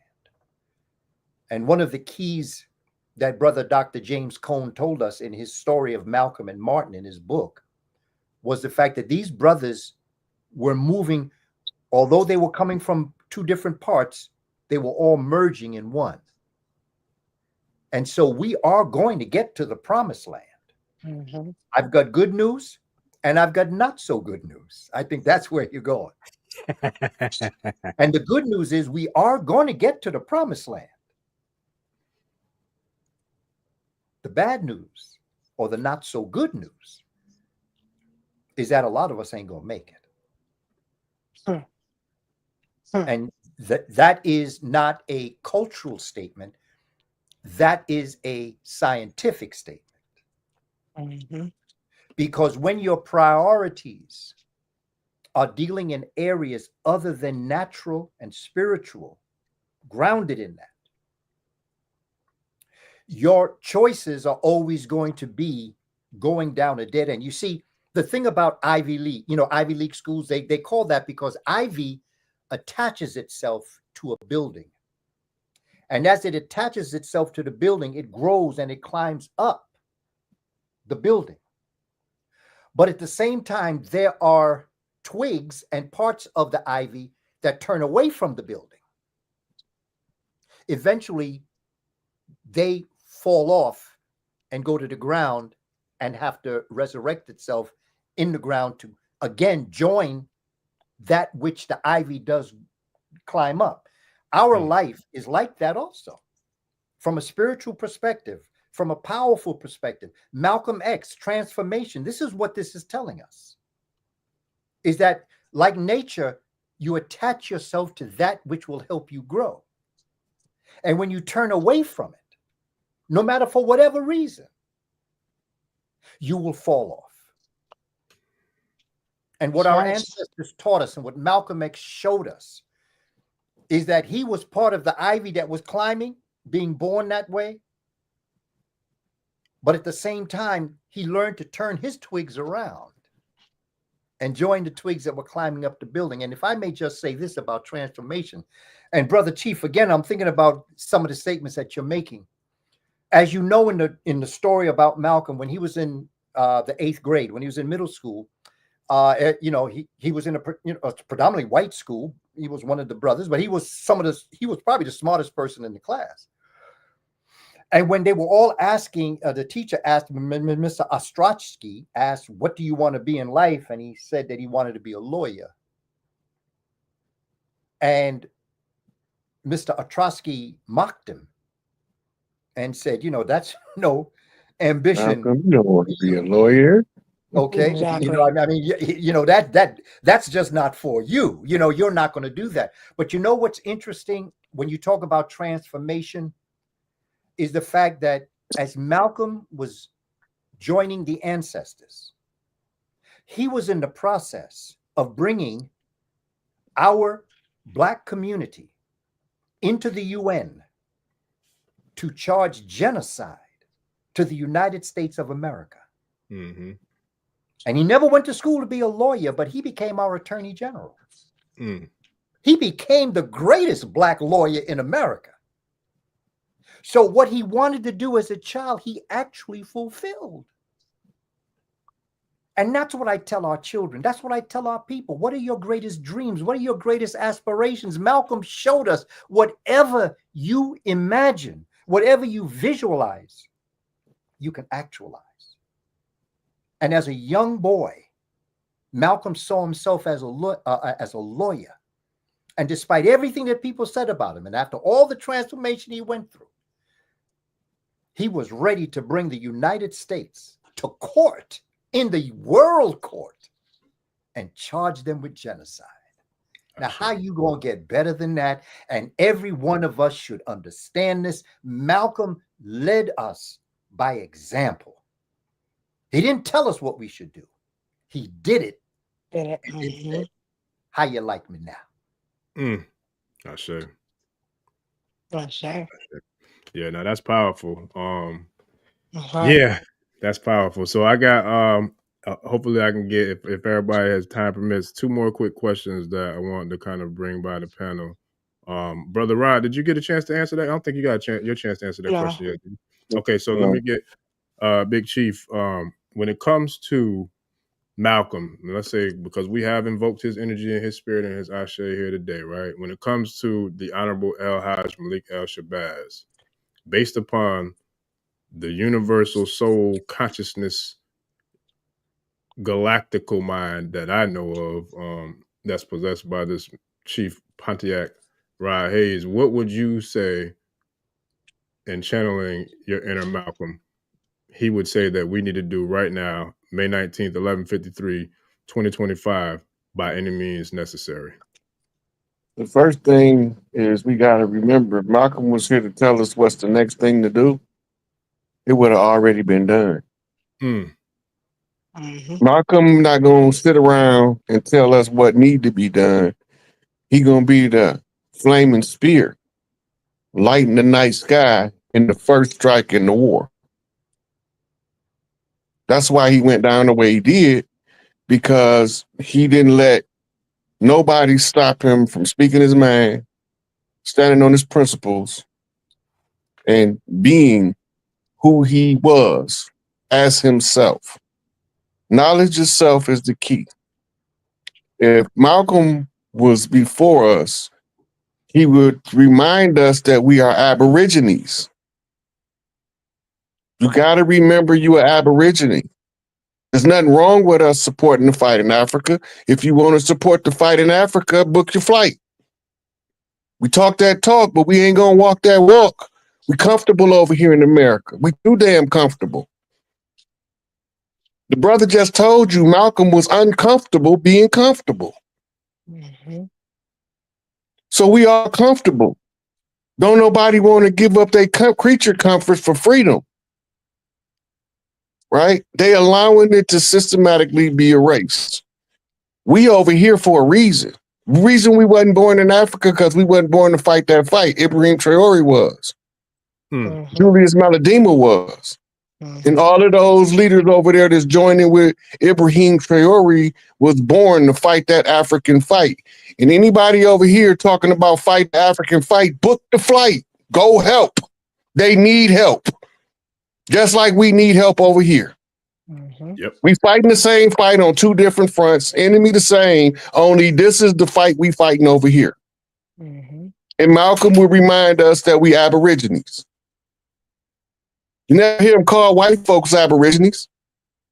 Ab mean the heart, or original, or energy, source matter, divine entity. The pan-africanism movement was to culminate in a global simultaneous uprising, not a revolution that you're going in a damn circle. A resistance, an insurrection, an uprising, a rebellion. We don't need no more revolutions. We had revolutions, but we always end up at the bottom. When we get done going in circles, we too busy to stay on top. We right back at the bottom. Malcolm came, he died, they left us at the bottom. Martin came, he died, they left us at the bottom. Huey came, he died, they left us at the bottom. Fred Hampton came, he died, they left us at the bottom. Marcus Garvey came, they exiled him, and then he died and they left us at the bottom. Du Bois came, he fought, he revolution, he died, and they left us at the bottom. Stop revolution, it's time to rebel. But the rebellion got to be predicated upon the understanding of who you are, where you at. Why are you born where you at? Because that's where your fight at. Your life mission ain't going to put you in the middle of somebody else's fight. Don't cross your wires. Know your enemy, know yourself. Victory is assured, said Sun Tzu. So if we want to live in the spirit of Malcolm X, we ain't got to tell nobody to do nothing. We just got to step out and start doing it. Right now, lack of education is our primary cause of suffering because we've been informed and indoctrinated by our enemy that we believe that the enemy educated us when he indoctrinated us. And miseducation of the Negro can tell you how it worked. So we understood back then what we don't understand now, who we really are. The Civil Rights Bill is not the Negro Civil Rights Bill. It's the Indian Civil Rights Act. But we don't want to talk about that part of it because everybody wants us to disregard our heritable birthright to the Americas in order to fight for somebody else's birthright. If you feel like that you need to be part of that fight to free Africa, you need to catch the flight. I'm part of the fight to free America from the tyrants and the tyranny of the ones that came. I don't have a problem with the Africans fighting for freedom. I believe they should. I support Ibrahim Traoré and his mission 100%. I just believe that we over here doing the same thing over there, but we're using a different method. Because of the strategy used to oppress over there requires a different method than the strategy used to oppress us over here. So we can free Africa, not a problem. I support anybody that want to go to Africa to help Africa get free. You should go. I believe you should get on the first thing smoking and go free Africa because I'm fighting to free us over here. The ones that was already here before Columbus came. That's right. But I'm with all of the radical stuff. I'm with all of the rebellion. I'm with all of the don't fall for the tricks of the man. I'm with all that. But we got to remember that Salinas was indigenous. When we talk about Maurice Bishop was from over here. Duddy Bookman was Jamaican from over here. Right? When we understand that the Gullah Wars was being fought by us, then when the Mongolians joined, they said the runaway slaves, everybody think they talking about us. They talking about the Mongolians because them was the first slaves brought over here. And we supported they fight for freedom. And in the meantime, we became prisoners of wars on our own family farm. They took Big Mama Ham out the house, called it the big house, and told us we was on the plantation now. We don't know what they talking about. We at home. That's why Harriet Tubman couldn't free more slaves, because they didn't know they were slaves, so they thought they was at home. The history tells the story, but the victor paints the narrative. That's why they always say history is written by victor. But you got to ask yourself, if the victor tell the story, how is he going to tell the story that don't make the ones conquered rebel? They're not going to tell us we the original people from over here. Because then when we rebel, we know we at home and we within our rights to exile them from the land. They're not going to tell them that before pyramids was being built in Africa, we was building them in what they call in the day Mesoamerican, and they got you thinking some Chinese hybrids built it. But the Olmec Incas and Mayas and the old Mississippians is the same people in different eras. And I'm Mississippi clay dirt walking. I know where I'm from. I know my blood. I know my right. I don't have no misgivings about who the chiefs on the land is. You just don't see them all, but they here. The ancestors is back for everything they owe. It just so happened they owe us everything. We need liberation where we stand. Holy ground is where you at. The promised land is the land of your ancestors that's supposed to be returned to you by your birthright. But if you don't know that, you don't have no say in who gonna give it to you or how you gonna get it. I support Asia. I support North Korea rebelling against the imperialist powers of Europe. I'm with all of that. But I'm fighting against the imperial powers of Europe for us that was the tribes before they came. And I ain't backing down. I ain't scared. I don't care which one of them it is. I'm just mad because I can't do it my way. I got to do it the way Mama told me to do it. That part. But you know, I'm a mama's boy. Mama gave me instructions. I'm going to do it to the letter. I don't got to like it. You and me both. But I do. I'm with tearing it up. Burn it down. I'm with all of that because that's what they did to take it. So if that's what it takes to get it back, turn about being fair play, I'm with all that. But guess what? We don't even got to do that. That part. We don't even got to do that. It's not necessary. It's the only reason I ain't pursuing the avenue. It's necessary for us to know who we are. Each one teach one all until we all reach some. We got to wake these babies up, and they waking up now. Because they going to do the research, and they going to look at it from a different lens, because you got a different set of elders telling them that don't fall for the banana in the tailpipe. This is what you're looking for, and this is how you find it. Yeah. It's a new sheriff in town, and we came to teach them how to study. Oh, yeah. So we hold open study classes in the form of YouTube, Facebook, Instagram lectures, TikTok shorts, giving them bites of information to meet their microwave culture, where they can take that bite of information and go expand on it on their own time, because it's going to spark their curiosity. That's why they say it's ain't nothing wrong with planting the seed. Somebody else will water it, and another person will nurture it. Before you know it, you got trees all over the land. That valley of dry bones will stand up if you know what you're talking about. But if you almost know what you're talking about, they just gonna shudder in your face.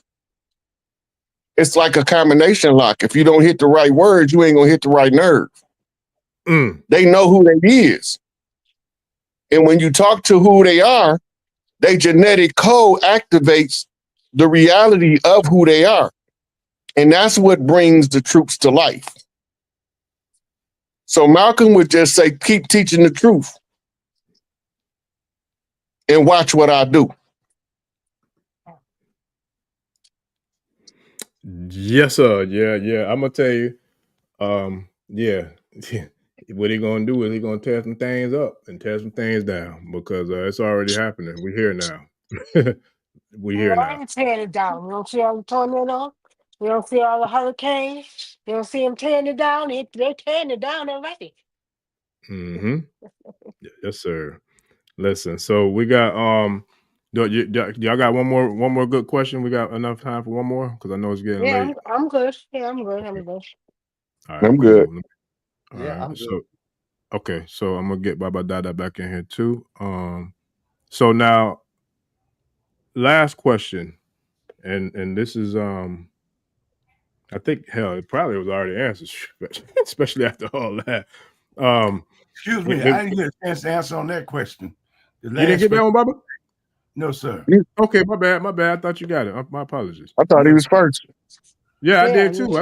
No, the last question that he raised.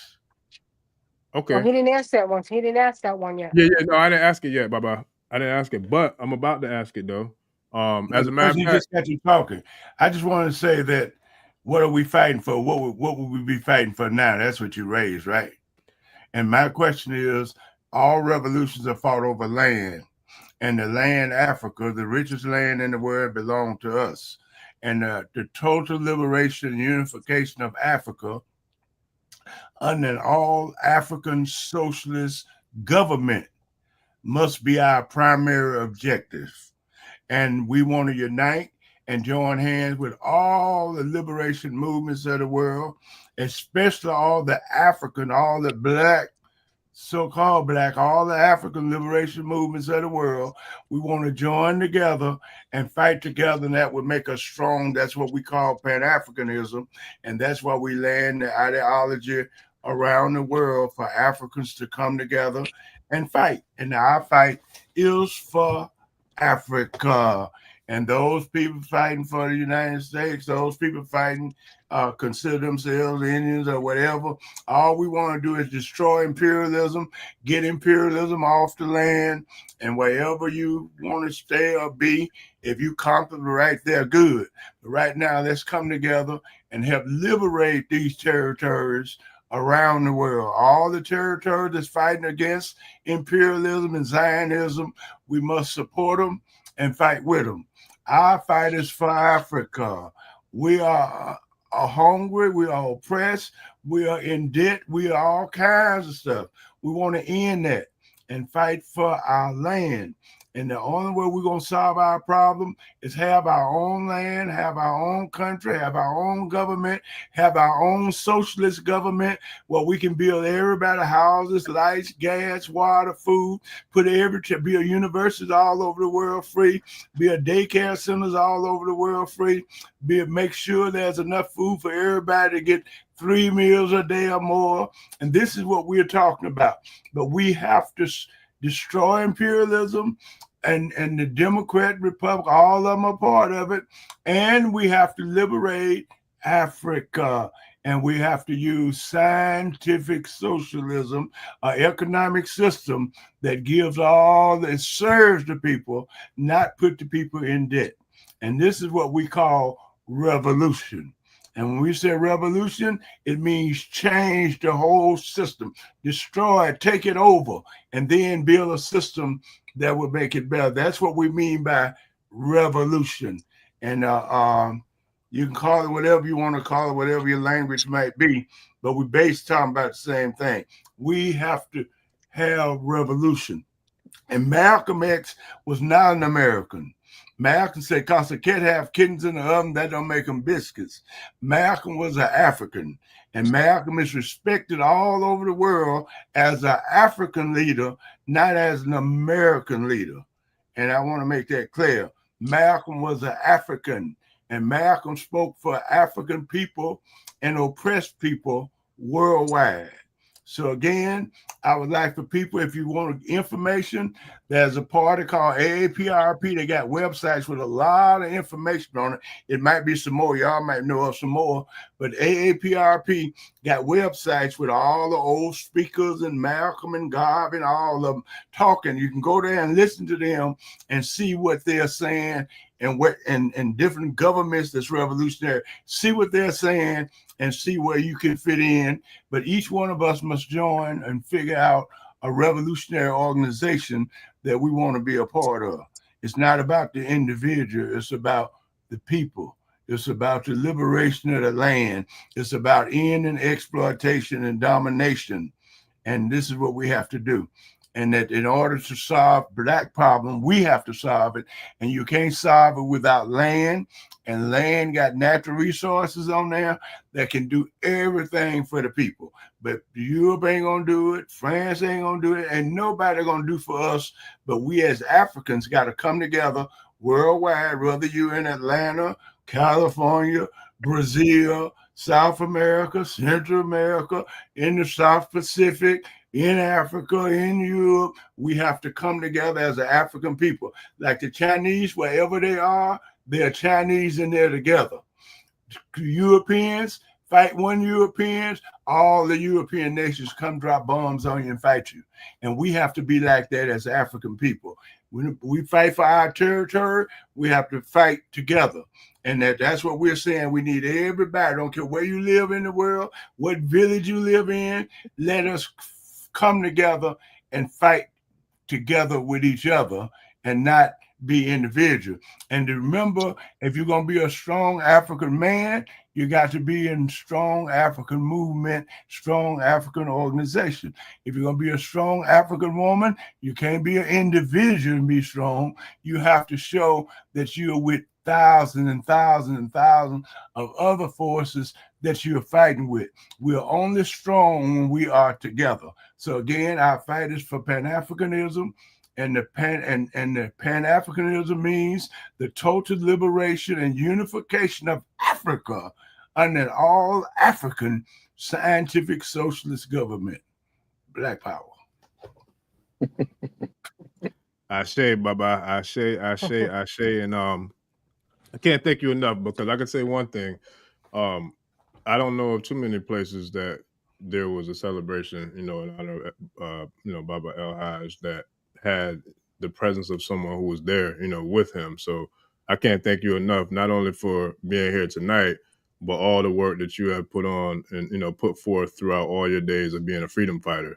Some of the stories that you've shared with me inspire me, because it makes me proud, to see how the ancestors have kind of guided my path. And so to sit here today, this is a dream come true, man. And I shared this earlier in my presentation with the Young Kings. It's like nobody can tell me that, you can't be or do what you want to be. Because before I knew what a freedom fighter or before I knew what a revolutionary was, I saw this king named Malcolm.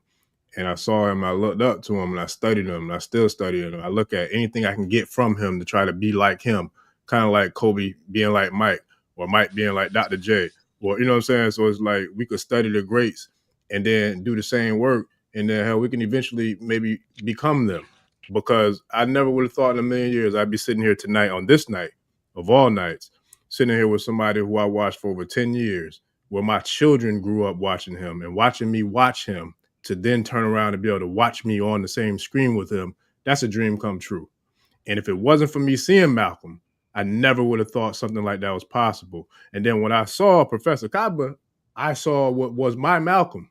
So to be able to honor that man and honor that legacy with that man, with someone who was there with that man, putting in the work long before I was even thought of as a little snotty-nosed kid, like, this is something special. And I give thanks for it. I give thanks for you taking the time to show up today. I give thanks for your spirit. I give thanks to you and, you know, the elder in the room. I give thanks for all that you've done. So I appreciate you for sharing your time with us tonight. Well, thank you very much. And again, I want to just say one quick thing is that the greatest influence Malcolm X had was when he went to Ghana with Kwame Nkrumah, and Kwame Nkrumah put him with all them different African freedom fighters from around the world.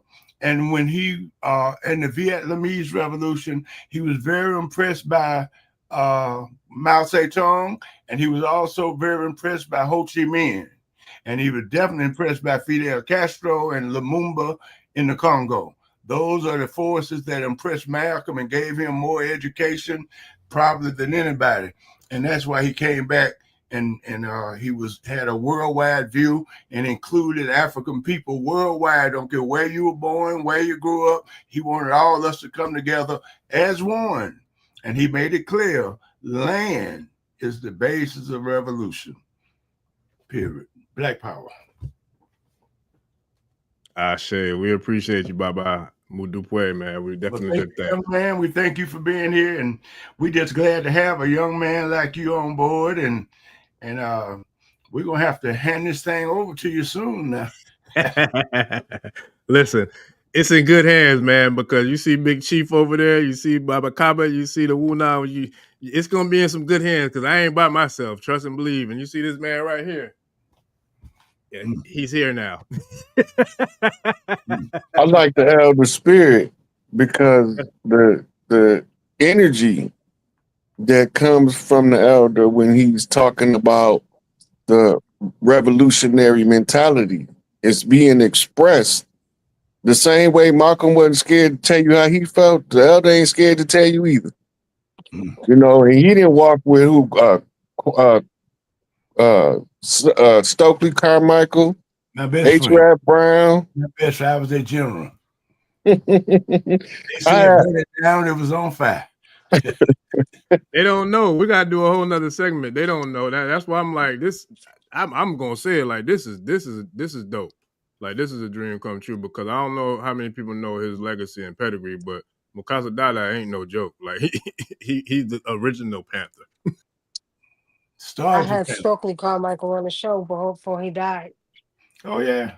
Yeah, he did his last show with me. He was Kwame Toure then, wasn't he? Kwame Toure. Yeah. Yeah. Yeah. Fighting for pan-africanism. And what was the sister from Africa that he married? Was that sister from Africa that he married? Mary Makeba. She said the white man think that nobody exists until they get there, and boom, now that the white man come, you exist. Yeah, that's what they do around the world. They come over here and they discover somebody. Yeah. But anyway, our fight is for Africa, and that the United States, Democrats, all of them, nothing but a bunch of bums. And one day we will wipe them out. And we're going to come together. I don't care where we're born, where we live, where we want to be from, or where we're from. Let's come together, love each other, fight for each other, and kill anything that get in the way of us being able to give all our women and children bouquets of diamonds every day. Sister, I wish I could give you a bouquet of diamonds right now. It's okay.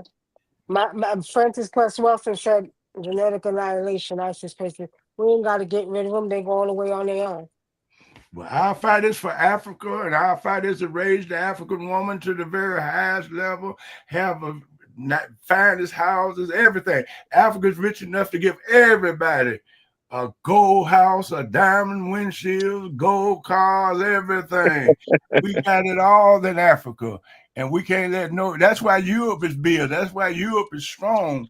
They own America, United States, Brazil, and all the countries, wherever they are, they strong because of what they steal and rob and rape out of Africa. And the genocide they commit on Africa. They are criminals, and now we have to meet them. As a developing elder, excuse me, sister. Go ahead. What'd you say? I was saying, if it make you feel better, Elder, I got a house building in Africa right now. Oh, well, we got many houses. Ain't no problem. We ain't talking about houses. We talking about liberating No, Africa. I bought. Wait. Now I bought the land too. I got the land too. Well, I got the land and the housing. I got land in Africa. Gave me so much land I couldn't even see it. And that's what I'm gonna do with it. I'm gonna go and fight to run these folks off the land, and then we can give everybody can have land. We don't want to sell it. We ain't got no real estate. It belongs to all of us. The diamonds and gold and oil and silver and copper and pearl and curl and cobalt, manganese, mangoes, apples, orange. It belongs to all of us together, and we need forces like Fidel Castro and Idi Amin and Sekou Touré that would use that to build all those houses, give us all land, all schools, all universities, and all the things that we need. And we don't need to use no money. Money ain't nothing but shit paper with their picture on it. That's all it is, damn money. We got diamonds and gold, baby. What I need with some paper. Paper, right. I wish I'm gonna tell you this, Elder. I'm gonna tell you this. Bring me some paper trying to get my diamond. I'll slap you. Yes, sir. I'm not a prophet, so I'm not gonna give you a prophecy, but I'm a student and I'm gonna give you a spoiler. Very, very shortly, whether you know it or whether you don't know it, we gonna be back in the driver's seat, whether they like it or don't like it. I ain't no doubt about it. We ain't talking about no 20, 40, 50 years from now. You're talking about now. Right. It's happening. Listen, it's happening in real time. But because we ain't seen it, because we haven't seen it in so long, we don't recognize what we're looking at. But I'm going to tell you now, it won't be long before they give it all back. They don't give it up, we're going to take it. We don't want no gifts, we're going to take our shit. We ain't going to have to take it. We ain't going to have to take it. They gonna bow down and give it to us, just like when the ancestors let them come over here, and they gave them gifts when they came and they slaughtered us in the night. They gonna come back and they gonna give us everything back. I can't tell you we ain't gonna slaughter them back, but I hope it don't be too bad. But you know, you remember when you said that. I remember somebody stole something from a brother, and he stole it, and the brother caught him. And when he got through whooping him and beating him, he was begging to take it back. And that's what we will have. We're going to have to whoop them so bad, they're going to be begging us to take it back. Damn, I'm saying, too late now. But it's more than one way to skin a cat. And it's more than one way to bust a gat. It's more than one way to conquer. Right? But the way of the wise is invisible to the minds of the unwise.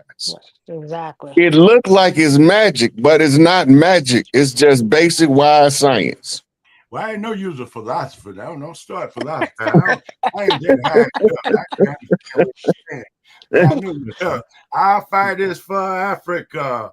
We must help Burkina Faso, Niger, Mali, and all the other countries, and all the governments in Africa that's been giving our diamonds and gold and oil and silver to these people and leaving their own people starving to death. We must put them on trial. We must put them in front of a firing squad for giving away our diamonds and letting the European and the little white children live good and great universities, and where the diamonds and gold and the riches come from, the people are hungry and starving. And the reason is not Africa that is poor, it's the Africans from centuries of exploitation and domination by these forces of of capitalism and imperialism by Europe, and they have raped Africa, and the United Nations has turned its back on it and helped them rape them, drop bombs on us, and now we're getting stronger, and we thank Russia, we thank North Korea, that's a great nation, and we thank Iran, and we thank Syria, keep fighting. We thank the fighting forces in Libya, Nicaragua, Venezuela, Cuba, and we thank the spirit of Fidel Castro and Che Guevara and Maduro and all and Maurice Bishop and all them brothers. That spirit is going. And Marcus Garvey said that we will one day rise from forgotten graves in the color red, black, and green, fighting for our liberation and freedom. And I can see our people rising now. And like you said, yeah, we're rising. Africa is uniting, and Africa must unite. And the young people, all the people calling for Africa unite. And everybody's looking at that little brother Toure over in Burkina Faso. And all the people see him as a hero, a lover. We see Malcolm again. We see Martin Luther King, Marcus Garvey, Kwame Nkrumah, Sekou Toure, and Lumumba, and Burkina Faso president they killed. We see Gaddafi. We see all of them, and they're coming. And bullets don't kill, and cause they kill your body, your philosophy gets stronger and stronger and stronger. And that's why Malcolm is being celebrated today. If he was living, he probably have 20 people at his birthday party. And now he got 20 million people celebrating him all over the world right now as we talk. Long live Malcolm X. Thank you, little Malcolm X. You came on. You look like a little brother in Burkina Faso. I looked at you with that red hat on. I said, is that you? You look Yes. good. Burkina Faso. Everybody Google Burkina Faso.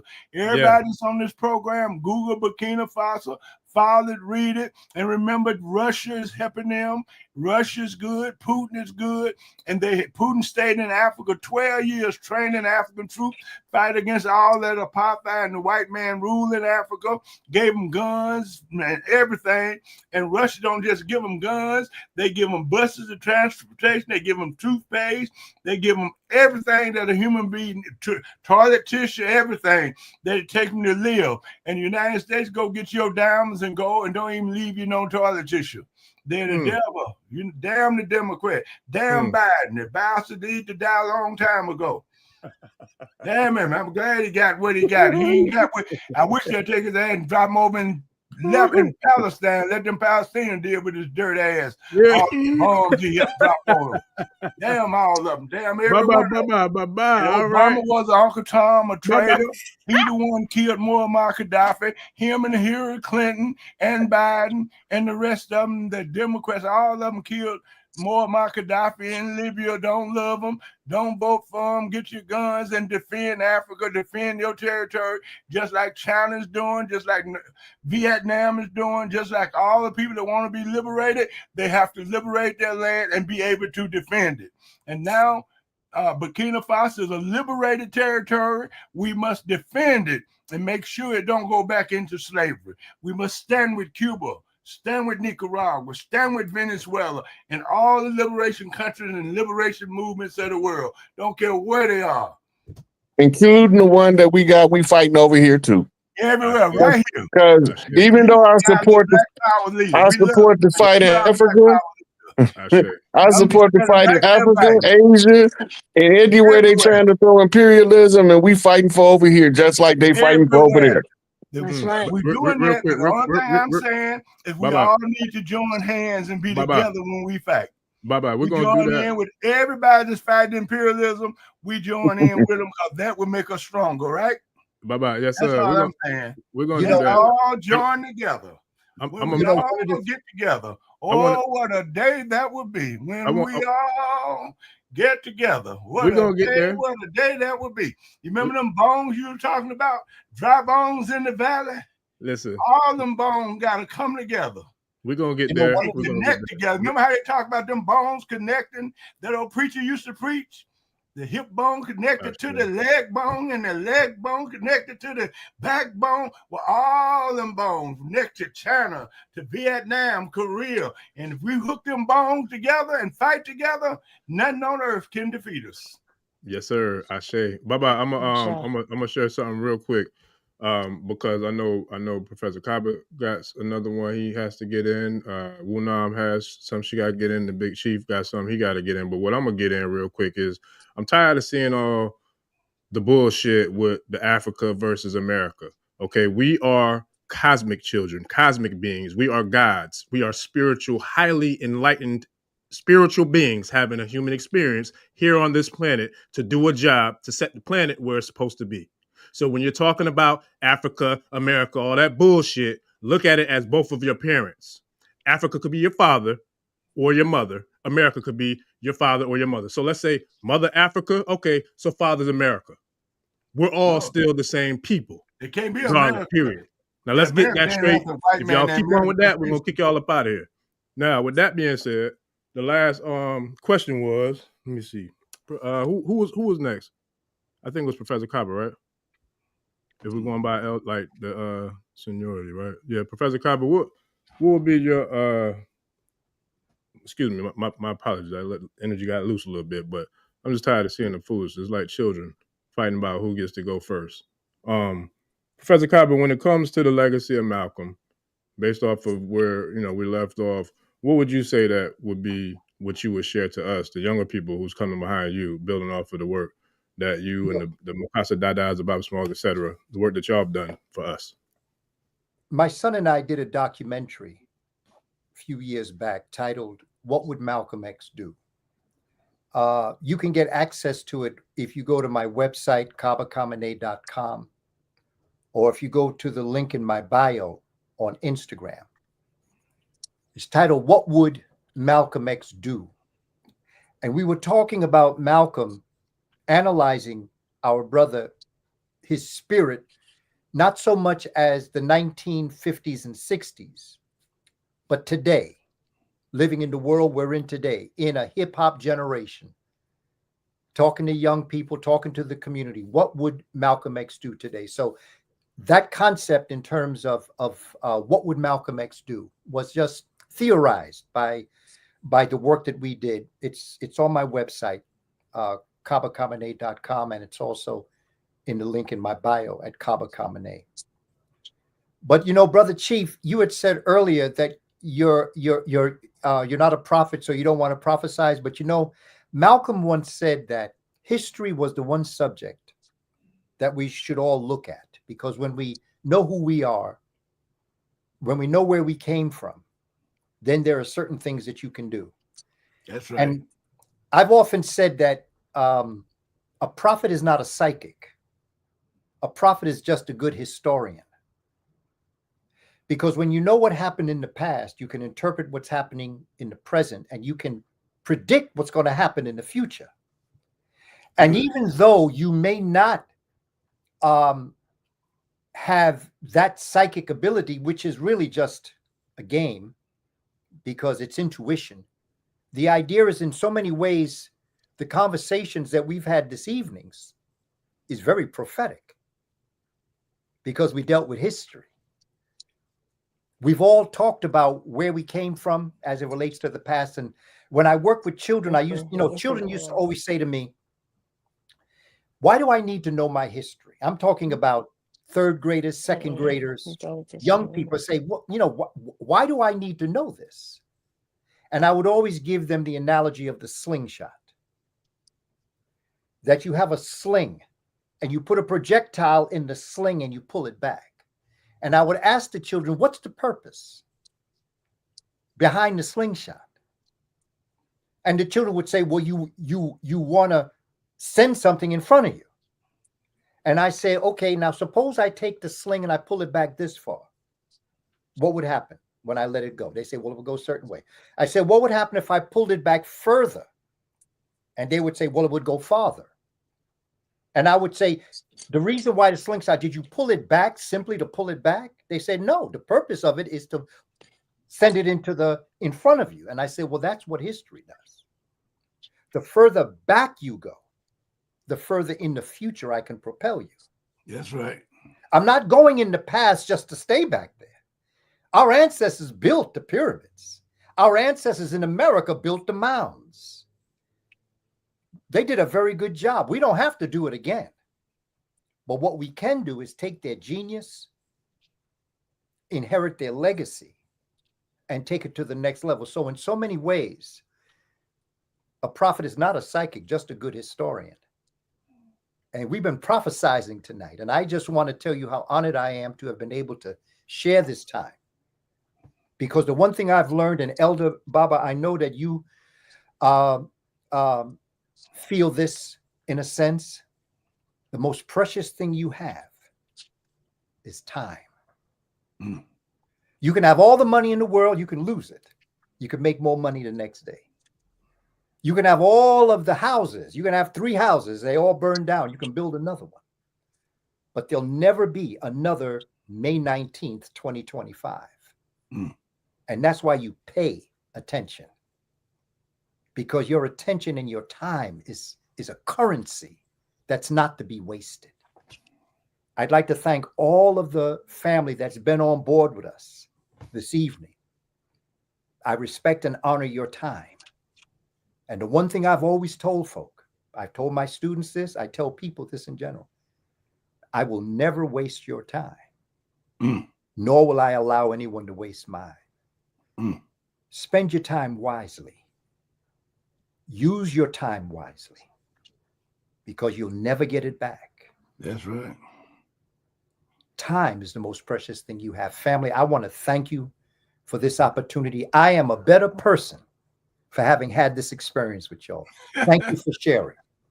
All power to you. That's beautiful. Beautiful. I say. Appreciate you, Prince Kaba. Definitely appreciate you. Real quick. So next was I think it was it Wuna? I think Wuna. Yeah, she knows. In the list of elders, respectfully, because all y'all, we salute and applaud all the work from all of y'all. So what's the question again? It was pretty much what would you leave us with, the tribe? We got almost 500 people in here, at 12:30 in the morning, celebrating the honor and the legacy of a warrior, of a general, of a master. So what would you say, channeling, because you share the birthday, you share, the same day that you both came into this world. So, and you I know way more than people off here or that don't know, but you definitely got some power like him too, a lot of power. So it's like being that, I feel like y'all are really twins, spiritual twins, right? Where would you see what Malcolm would give us, our marching orders? The brothers that that we gonna go make it do what it do. The Chief Pontiacs of the world and all the other generals that's around the globe. The Ibrahim Traore's that's channeling the energy of the Jean-Jacques Dessalines of the world, of the Dutchy Bookmans, or the Toussaint Louvertures, the Nat Turners, you know what I'm saying? Like, what would you give us, as the mother? As the marching mother, orders. as the mother, and the twin soul, and the energy. I feel like Malcolm would say, let's come together. I'm with you all. We're not going to divide. Africa ain't no different than America. We got to fight everywhere, okay? We got to fight everywhere. Let him fight over there, and we're going to fight over here. And in the end, we all going to bring it together, okay? Because we still got work to do over here. I would like to say I am one of the ones who is putting out the work in the community. I've been doing activism over 25 years. And with the blessings of the ancestors, the young boys seem to gravitate to me. So I'm dealing with the young boys in prison.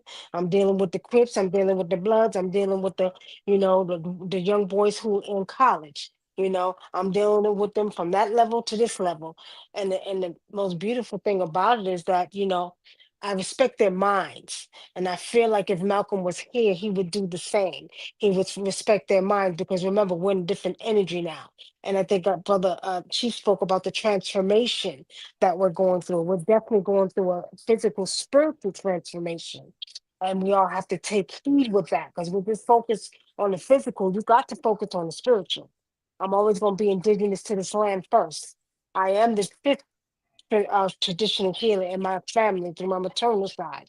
So with saying that, I feel like, Malcolm was here, he would tell us to to bring it together.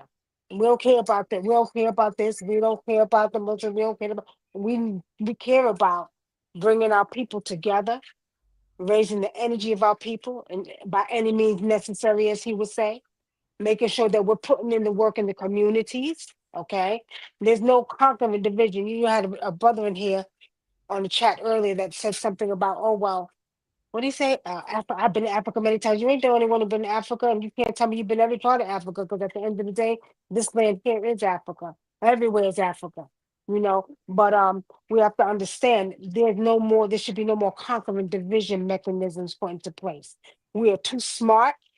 We have been given wisdom, and our DNA is being downloaded with information from our ancestors, right? So you can't trick us no more. You can't brainwash us no more. You can't program us no more. It's not happening. It's not happening. I feel like Malcolm was here, he would tell you that. He would tell you it ain't happening. It's not the way it used to be. We're waking up by the masses. And our people need to understand there's no conquering division everywhere. We got African people, or I'm just going to say people of color, right? Everywhere. In China, in Japan, and Brazil, you know what I mean? We dominate this earth. So with saying that, I think Michael will say, you know what? We're about to take it back, and it's happening as we speak. We ain't got to have no revolution. We ain't got to burn down the land. Because honestly speaking, I'm seeing for myself that they're giving back land. You understand? I go to the land and I take the dirt. If I want that land, I'm gonna take the dirt, and you're gonna give me that land. You know why? Because I'm gonna take that dirt and I'm gonna pray over it, and I'm gonna see what you did with my ancestors. And if you stole it from them, I'm gonna make sure you give it back. Because I'm gonna use the power of the feminine energy to make sure that I pray over that dirt. So if you don't give it back, it will burn down on its own. Y'all didn't see the plantation in Louisiana? Did y'all see that? You see, y'all ain't paying attention. The ancestors are working very hard, and they're not playing. But see, again, we don't just want to be stuck in the physical. I'm telling y'all what I know. Malcolm would say, get into the spiritual too. Get into the spiritual too. It ain't just about the physical, it's the spiritual too. So just know that it's happening as we speak. We ain't got to lift no finger. We ain't got to march. The ancestors are all around us. All of them around us. And they're working through us. They're working with us, working beside us. And they're dealing with the north, east, west, and south. So y'all gotta say now, don't work too hard. They ain't gotta work too hard. Just let their ancestors guide. And as they guide, we still of course have to put some of the physical work in. I'm out here in the community. I teach about education, mostly indigenous. You know what I mean? But the people are coming, and they coming to me. Ancestors sending them. So right now, the most important thing, y'all, is coming together. Coming together. I'm with you. Ain't no Africa. Africa's our mother. America is our child. And we got to nurture the child back. And that's what we're going to do with America. We ain't forgetting about Africa, but we got to nurture America. Because this is ours too. So I think that's what I'm going to leave y'all with tonight. I appreciate you, and appreciate all the love and support from the tribe, the ones who went here for the right reasons. The ones who with the bull, y'all gonna get deleted and blocked because we don't have time for that. Because I already made the comment and the statement clear. There is no Africa versus America. It's united we stand, divided we fall. And if you ain't on that, fuck all y'all. Excuse my French, but stop playing. This is real. This is a real moment that we're watching real masters tell us real information for the sake of the real reality of the world. And y'all playing about, it's like you ask, y'all double dutching out here. We on one single accord. And if you're not on that, then you're missing the whole point of how each and every one of them took the time to come here to share their time. I just had this conversation with 14, 15, 16, 17, 18-year-olds. And I'm pretty sure none of y'all are that young. So if you're missing the absence of greatness that you're in the presence of, you don't even need to be, you shouldn't even be listening to this information because you're not ready for it. All right. And I didn't even get to share my cake with Malcolm. I didn't even get to give him a piece of my cake, y'all, because I came here to be with y'all. You got it. I'm not playing. He gets a piece of that cake too, y'all, every year. So yeah, y'all playing around. Stop playing around. Take the information, as I like to say. you know what, my brother, a lot of these people, not a lot, there's a few select that still brainwashing program, and they got it. Remember I told you DDR? You remember that I told you? Mm-hmm. They got to, they got to, you know, they got to deprogram, delete, and reprogram. And Gotcha. for those who want to continue this, you know, this moving with the ancestors, let them go. Ain't nobody got time for that. They don't want to take the wisdom and take the knowledge, and you know what? That'll be on them. They got to deal with their ancestors on that. Yeah. And also, the only way you can fight and understand Malcolm is be a pan-Africanist. Join a pan-Africanist movement. Join a pan-Africanist organization. Don't be an individual. Individuals can't do nothing and can't understand Malcolm. You understand him when you're in an organization. And like I told you about the APRP, and also the APRP got a women's union, and join that women's union. And there's also a group called the Pan-African Women's Union. And from that, there will be Pan-African women, and you can understand the Malcolm struggle, because to understand Malcolm, you got to understand Kwame Nkrumah, you got to understand Lumumba, you got to understand Sekou Touré, you got to understand Muammar Gaddafi, you got to understand the Haitian Revolution, and you got to understand Vietnam, the Vietnamese Revolution, you got to understand Cuba. You got to understand revolutionary understanding of Cuba. You got to understand what socialism is. You got to understand the crime and criminal behavior of capitalism and imperialism and what it is. And Malcolm said you can't understand what's going on in Mississippi or Alabama unless you understand what's going on in the Congo and other places in the world that imperialism is operating on. And we really got to have a great teaching of ourselves, and we got to get out of being this individual and stop saying I is capable of doing nothing. But the minute you join an organization, the minute you are on the road to understanding Malcolm X, and that and I think the greatest thing we could all do is join an organization that's fighting for our people, try to get an understanding of the All African People Revolutionary Party, try to get an understanding and join and support the struggle that's going on in Burkina Faso. Look at Palestine, join the Palestinian movement, and support all the movements of the world that's fighting. And then you understand Malcolm X. But you can't understand Malcolm X from no book and just having a feeling. It ain't about no damn feeling. It's about being a part of it. And Chinese say no participation, no right to observation. So if you're gonna make observation, join the movement and participate. And the best way to understand how I feel when I throw a brick is go out there and throw one. I know that's right. Baba, Listen. do you remember Toussaint Overshaw? Do you know Yes, how sir. he won the revolution? Do you remember how he won the revolution? The Talking about people Jean-Jacques? the Haitian Revolution. The Jean-Jacques Haitian Dessalines? Revolution. Toussaint Overshaw won the revolution. How? Dessalines. Yeah, that was Dessalines. Yeah, Jean-Jacques. Dessalines finished it. It started with Dada Bookman. They captured the Haitian Revolution. It's the Haitian people. Right, the Toussaint Overshaw. Didn't he conquer them with spirituality? Yep. No, that was Bookman. Dada Bookman came from Jamaica, and he clicked up with Toussaint, and they did both military organization and then they had spiritual practice. They had a group of priestesses that was also in support of the revolution that did the conjure work while the soldiers fought the battles. Yeah, They fought both fronts. Had some great women that played women in the Haitian Revolution that played a great role in the revolution. Panama and all of them had women played a great role. But the Haitian Revolution, that was Dessalines. Right. Dessalines was the one who finished it after Bookman and Toussaint was gone. Yeah. Right, he finished it, right. Shout out to Professor Baina Bello. She got a book about and Bookman played a role with encouraging people with voodoo. Yeah. It's a big voodoo teaching revolution.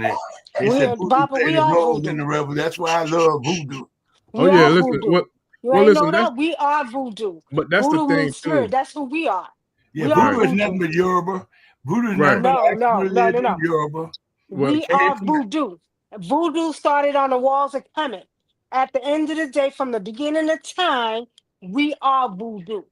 Of course, all of it come from African religion. All our African religion have relationship. I ain't got no problem with it. That's why I'm talking about. I'm just messing with you. I'm just messing with you, bro. Okay, so listen. So young lady, I want you to look up the Pan-African Women's Union. Okay, I'll get it to her. You know, family. Family with Women's Union. Join the movement. Bye-bye, Mukasa. You know, with Big Mo's comment here, together we stand, divided we fall. I think about somebody that was inspired by Malcolm X, Muhammad Ali. And you know, Muhammad Ali was verbose; he could talk. And they invited him to speak at a college graduation, but they gave him a challenge. And they said to him, "We want you to deliver the shortest commencement speech in history. Can you do that?" And I think it comes down to, if you want to put it all together with everything that we've said, I think what Muhammad Ali's address to those graduating students would apply here. When they invited him to come to the podium to speak, he was going to do the shortest commencement speech that was supposed to mean everything and all.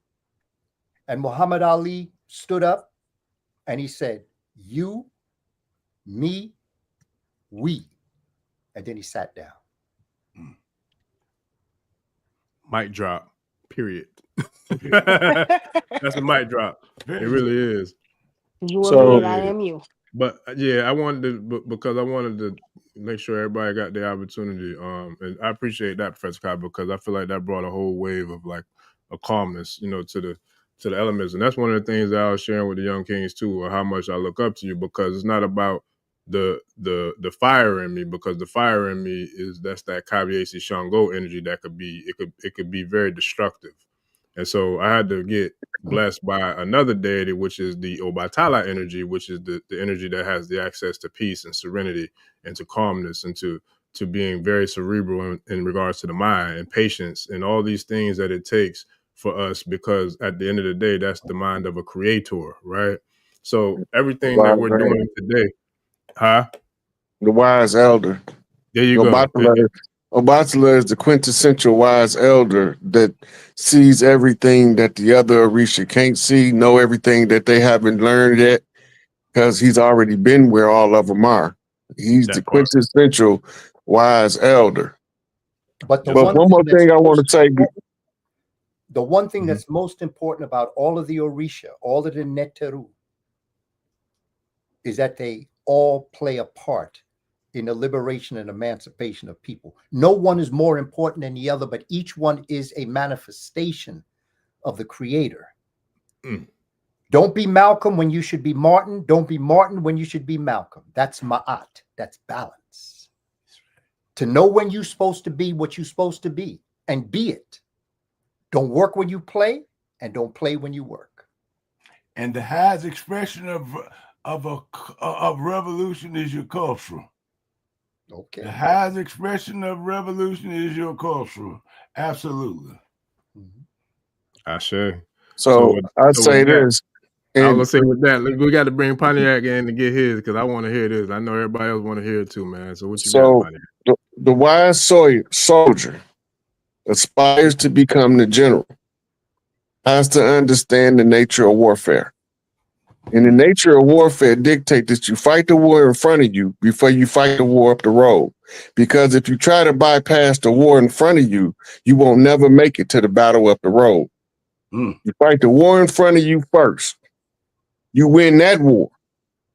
And sometimes by fighting the war in front of you, you never have to fight the war up the road. Right?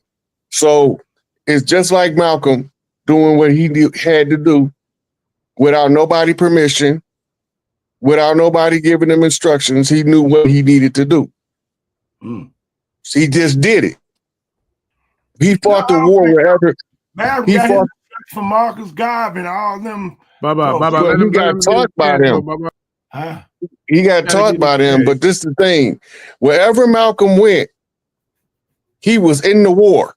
Whether he was in America whether he was in Mecca, whether he was in Ghana, whether he was in Harlem, whether he was in Alabama, wherever Malcolm went, he fought the war that was in front of him first before he went to go fight another one.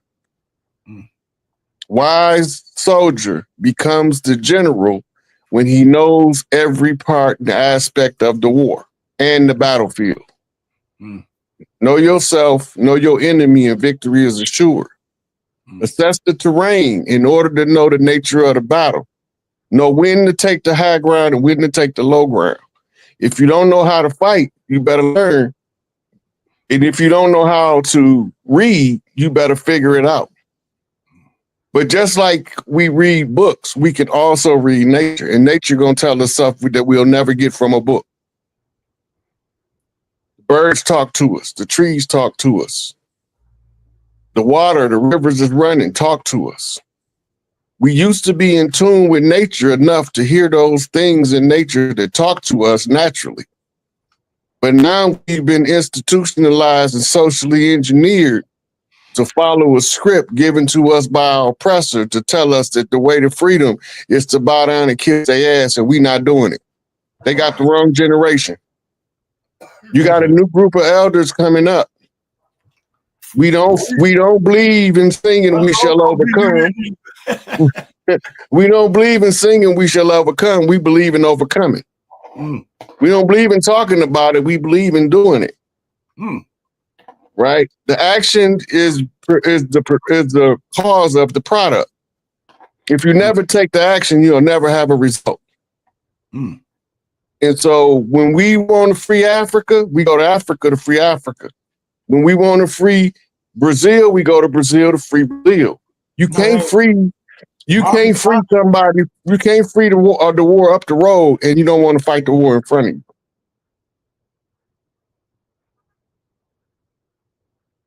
Keep going, Chief. You got. So, all of us got a piece, and we all got to put our piece together in order to see the whole puzzle.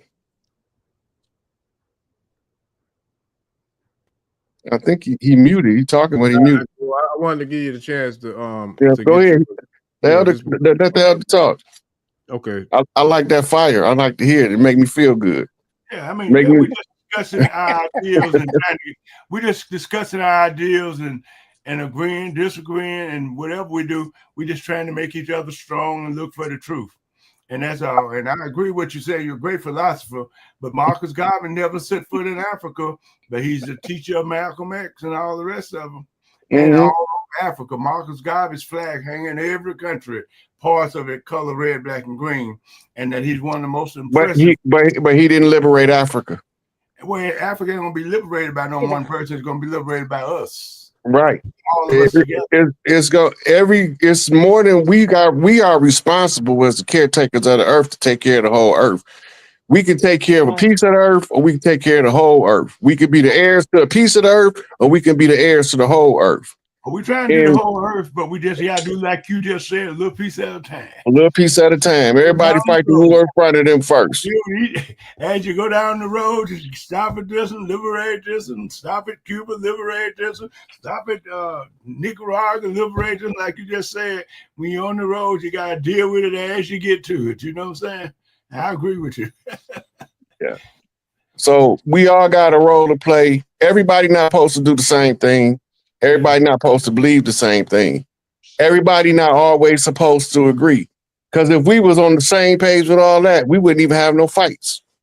Exactly. There won't be no fights in front of us. We need to lay the facts down where people can see the same thing. Like if it's we want people to agree on the same thing, and see Africa the same way. Like my man say, doctor said it, history, Malcolm said it, is best rewarding than all research.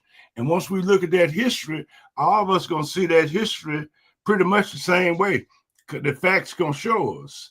And we just want to lay the facts out where we can move. Like the Chinese, they see the world, they teach them to see the world the same way. Well, when one Chinese move, when the leader of China moves, stomp his feet, 1 billion stomp their feet at the same time. And that's what we want to be. We want to be as one. As one. And the Okay. I agree with you in the unity and with all of that, but it's one thing we got to remember. Every one of our organizations got infiltrated by somebody that looked like us. All skin folk and kin folk. We're going to clear all that up. That's all a big fact. Temporarily. And as we'll clear all that up, and as we're going to make them work for the revolution, and those ain't working for the revolution, we're going to be very suspicious of them. And those who, if they in there being the enemy, we're going to make them work so hard for the revolution that the enemy going to kill them. You understand? We're going to make everybody work for the revolution. Everybody. If you don't work for it, then we be suspicious of you. And if you don't do it exactly right, and that's why we want to come and bring our mind into as close to one as we possibly can, as we call it, ideological unity. That's why we need. Unity. That's why y'all need your women that have the intuition to be able to recognize these ones who like to infiltrate the system that we're creating. That's why it's important for us to come back to, like our brother Rich said, that nature, that land, because they're gonna let us know. Oh yeah. The bird chirping. Look, my bird is chirping right now. He let me know. Yeah. That's why we have women unions. And real quick, organizations have a woman's union where the woman it can come together, teach you who she is, what her desires is, what she wants, and what a woman is, and whatever. And that's why you have to have a woman's union. That's why every woman have to be in that union where we can come as close to one as possible. Yes. Well, I'm gonna say this, there Papa. can be no individual women. No individual women. The women have to show their membership to the organization. They have to show their membership to the woman's organization and not be out there as the individual talking off the top of their head. Hey, look, my phone about to die. My phone about to die, and I just wanted to show my gratitude to the elders on the panel. I love y'all, and I appreciate y'all. So if the phone died, we got to do this again. I love talking to the elders, especially I like that fire.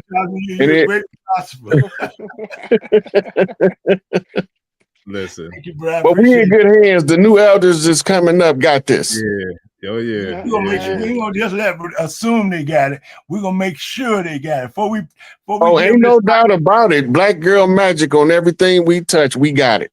That's right. Hey, this torch is so hot. We're gonna make sure when they grab it, they're ready for the fire. Well, Baba, you need to relax. You need to relax and let us take it from here. Yeah, you did your job already. You need to relax and let us take it from here. You gotta relax. You did your job. Nah, you show me your organization. Show me your army. You looking at it, man. We all looking at it. Look, show me your university. Look you can't behind just me. get some individual here. Nah, you gotta look behind me, Baba. You gotta prove. Hey, you gotta prove you on this battlefield. We gotta show us some examples. We ain't just gonna give it to you. I got some examples to show. Deserve it. Look, let me tell you something. That's what this is about, though. Listen, right. But I want you to relax. We ain't gotta prove nothing to you because we are you. You got to know you set a blueprint for us too. So if you set a blueprint, you gotta sit back and relax and let us work off of that blueprint that you sent for us, right? And you relax. You sit down and you relax. No, see, you gotta take it. Just like the brother in Burkina Faso, he done took it. Real quick. Baba, we gotta take it. Where's your army? I'm not taking nothing because this is how it goes, Where's your movement? I ain't taking nothing. If they don't get it right, I'm gonna be like Queen Nzinga, off with their heads, and I'm not playing. I mean, off with their heads. Like Queen Nzinga. We ain't got time for that no more, Baba. I'm pulling the lever on the guillotine concerto, a line of guillotines as far as you can see. I'm pulling the lever. I know that's right. Listen, so real quick, man, this was an epic night. You know, I give thanks to everybody who showed up. I definitely give thanks to each and every one of y'all for showing up on the panel. Wasn't really sure how this was going to go, but it was in my heart. It was in my spirit. And that's one thing I've learned is to be obedient. By being obedient, that's why we're sitting here with this thing called Ashe, because this was never about me. It was about the whisper, the small, still voice that whispered in my ear and told me, you better get your ass out there and do this.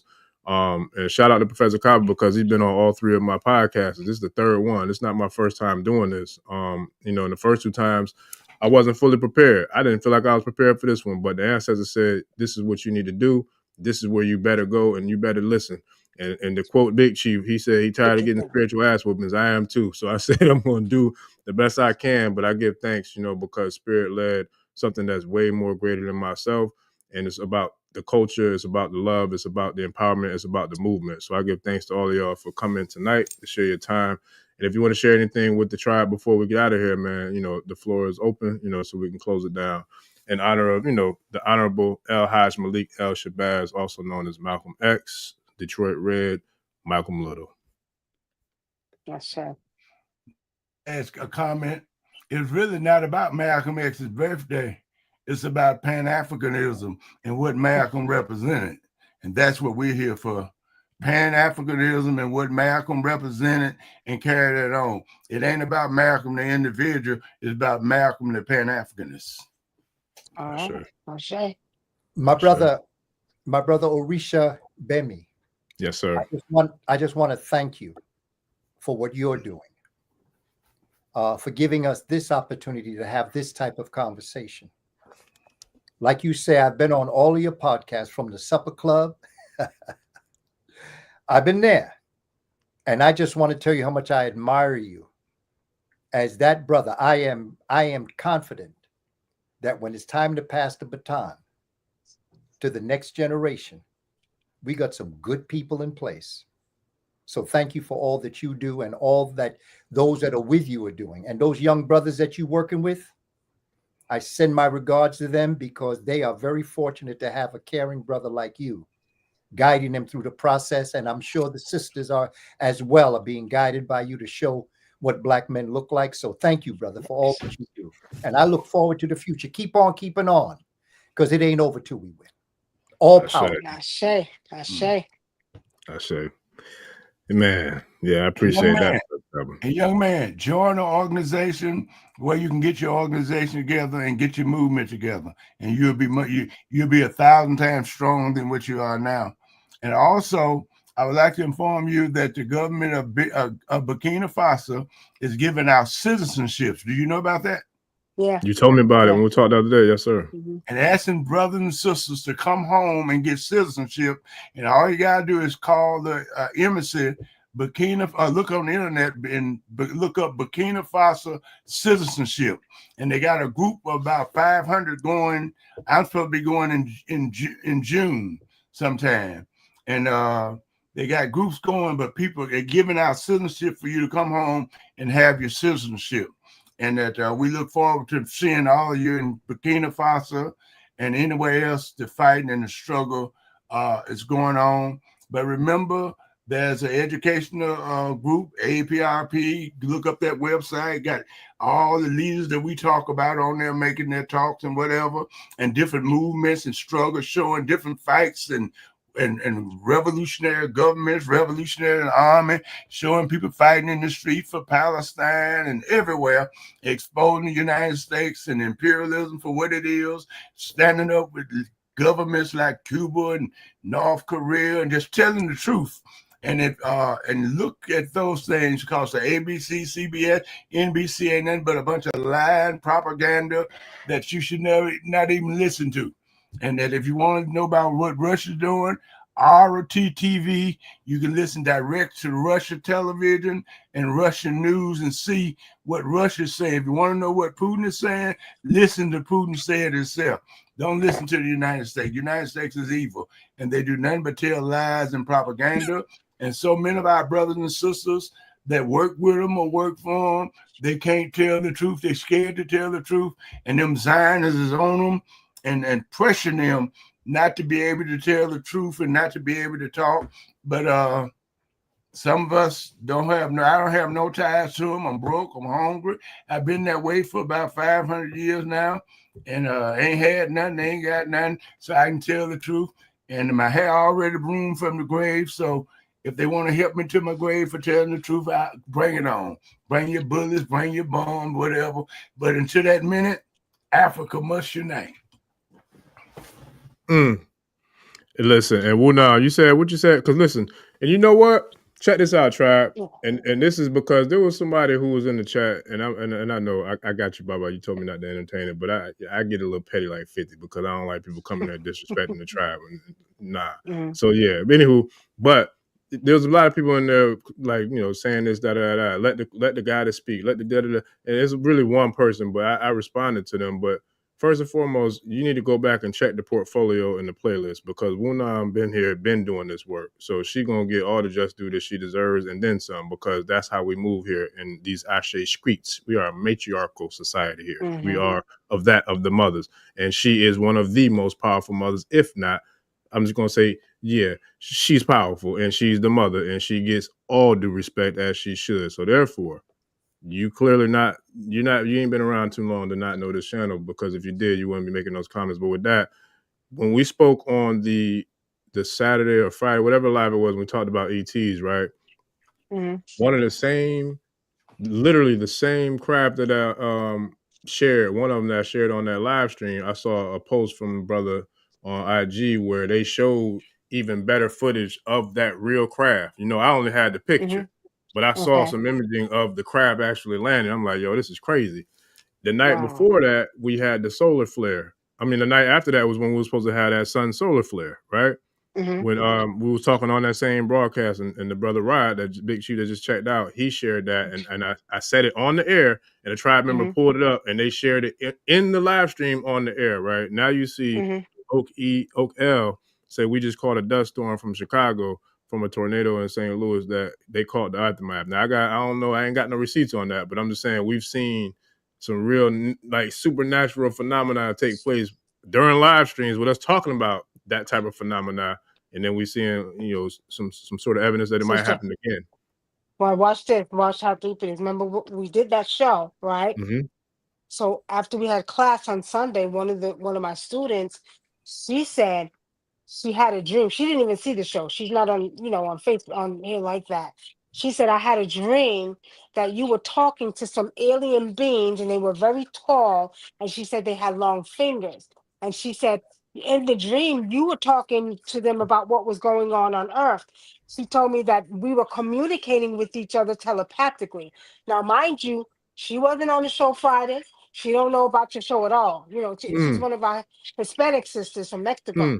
She said she had a dream about me. I said, it's crazy. I said, because we just did a show about the ETs and you dreamt about that on Saturday night. You see, that's confirmation that, they've been here. They're walking, they're here. Yeah. Well, I think that if you look at the Dogon people, they traveled from planet to planet and laid out the universe and whatever. But remember, when you look at the sun in the sky, that's one sun you look at. But when you look a little higher, there's billions and trillions of suns in the sky. And just like this sun can be the development of life and what have you, then there's probably a billion more way out there that's doing the same thing. And the only reason they can't figure this out because of the distance, because the next closest sun to us, I think 25 billion miles away. And that's why they call them stars and they look so small. And there could be many, many levels of life. And some people say that we might have came, or so many of us came and landed on this rock, because this ain't nothing but a rock. And that if this rock can produce life and sun can produce life on this rock, there might be another billion places out there in the universe that produce life, but these folks ain't got nowhere to travel. So they can't get nowhere and whatever. And if they got there and found something, I feel sorry for the people they found, because they would kill them, murder them, and discover them.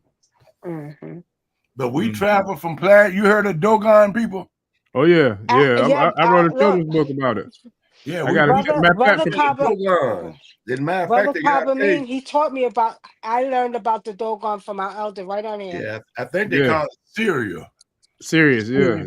Listen, anyway, it's something that's laying out there. These white folks just don't know about it. Yeah, the man right there. And matter of fact, pyramids. He's the one who taught us. Pyramid got a little hole in them that every so many years, 100 years or whatever, a certain star come and shine right down in that little hole, and light the whole pyramids up and all that kind of stuff. But we some great people, and we got some great history, some great culture, and each tribe of Africa represent different high levels of knowledge and whatever, like the Dogon people do. And then as we get back to our African culture and roots and history, then we're going to be able to begin to look at ourselves. Like my brother say, doctor say, if you know yourself, then you can know what you can do and whatever. If you know you can lay out the universe, we'll lay it out again. If you know you can travel from planet to planet, we'll travel again. And I agree with you, doctor. That's why history, Malcolm say, is history is the greatest forces of research. All of my research or whatever, history is best rewarding. And so that's why we talk about African history and history itself, where we can get back to ourselves and be back to who we are. I sure. Shout out Professor Claus. History erases the mystery all day, every day.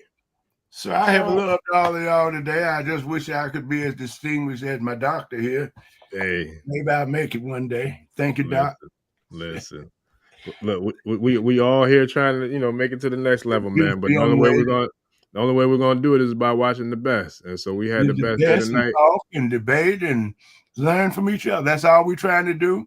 All what we're saying ain't nowhere near complete. We're just telling you to go get that knowledge where y'all young children like to teach young children. The doctor been teaching all these years.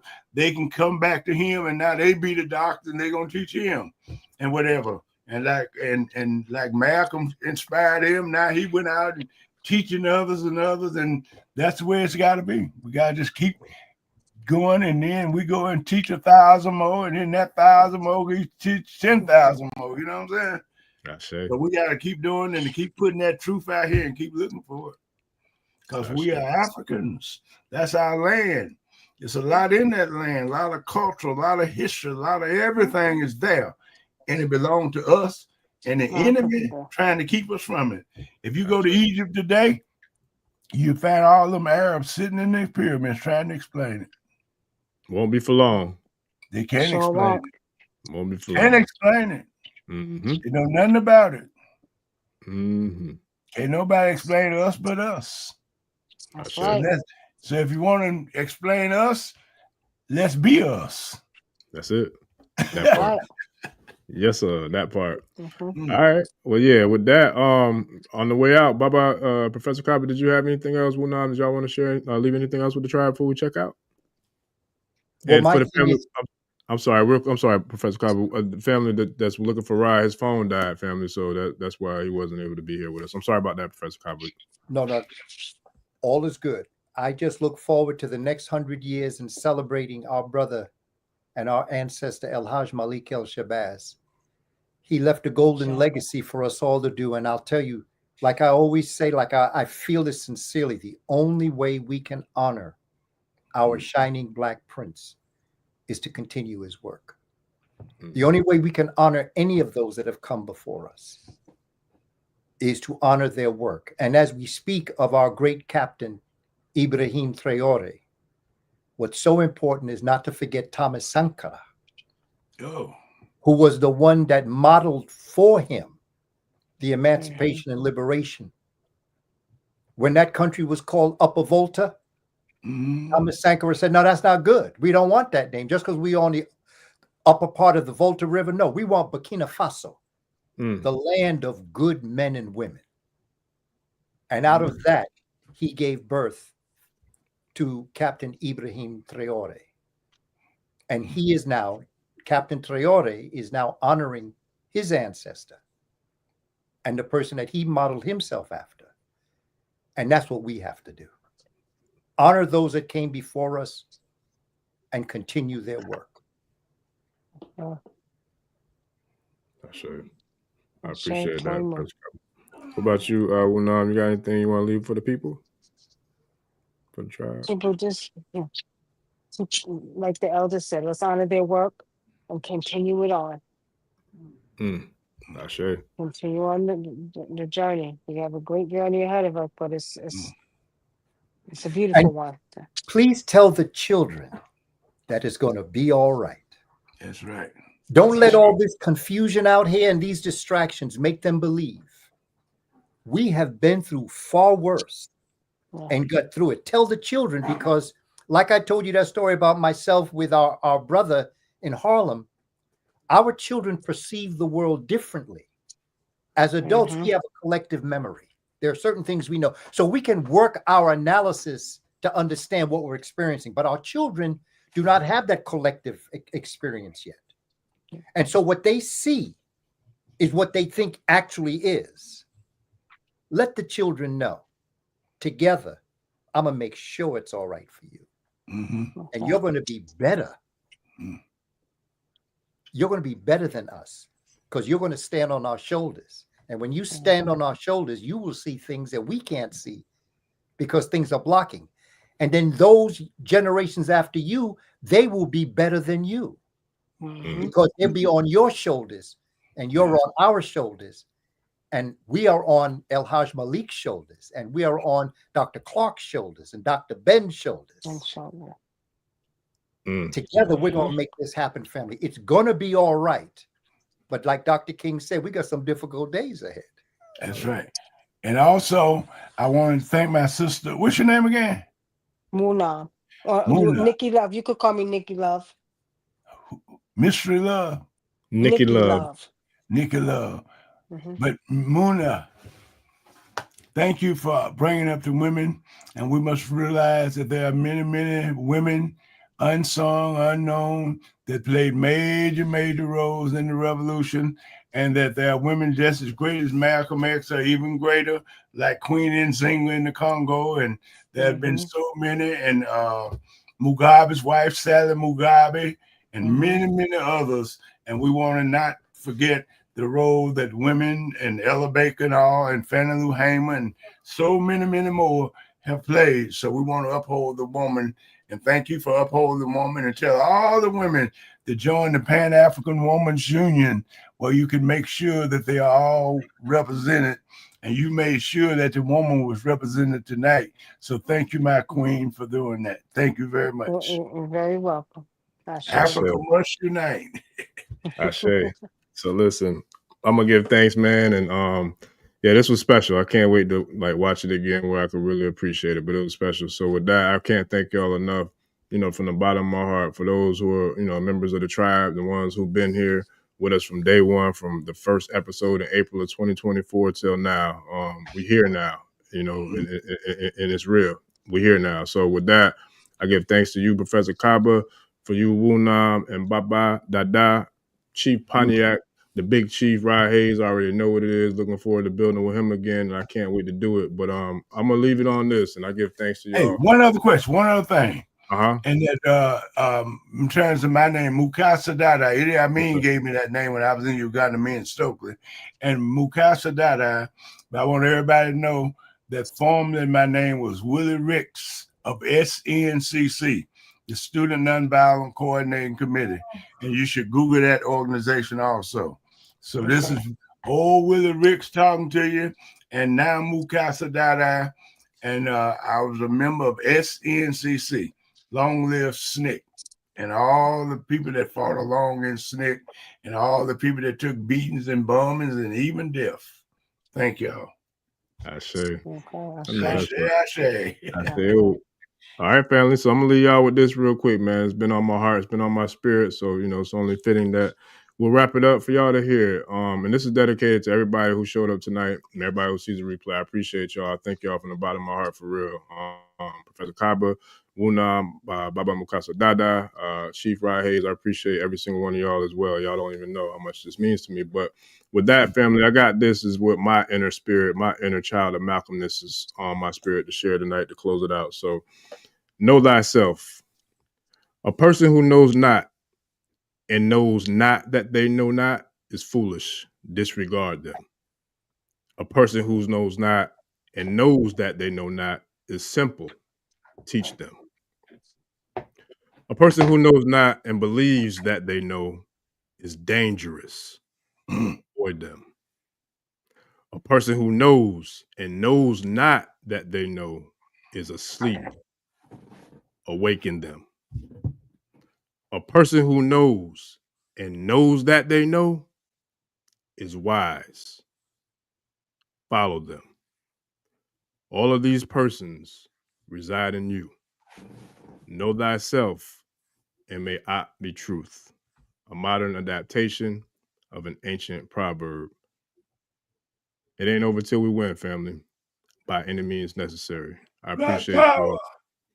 We out. Black Peace. power. Black power. I Black say, power. I say.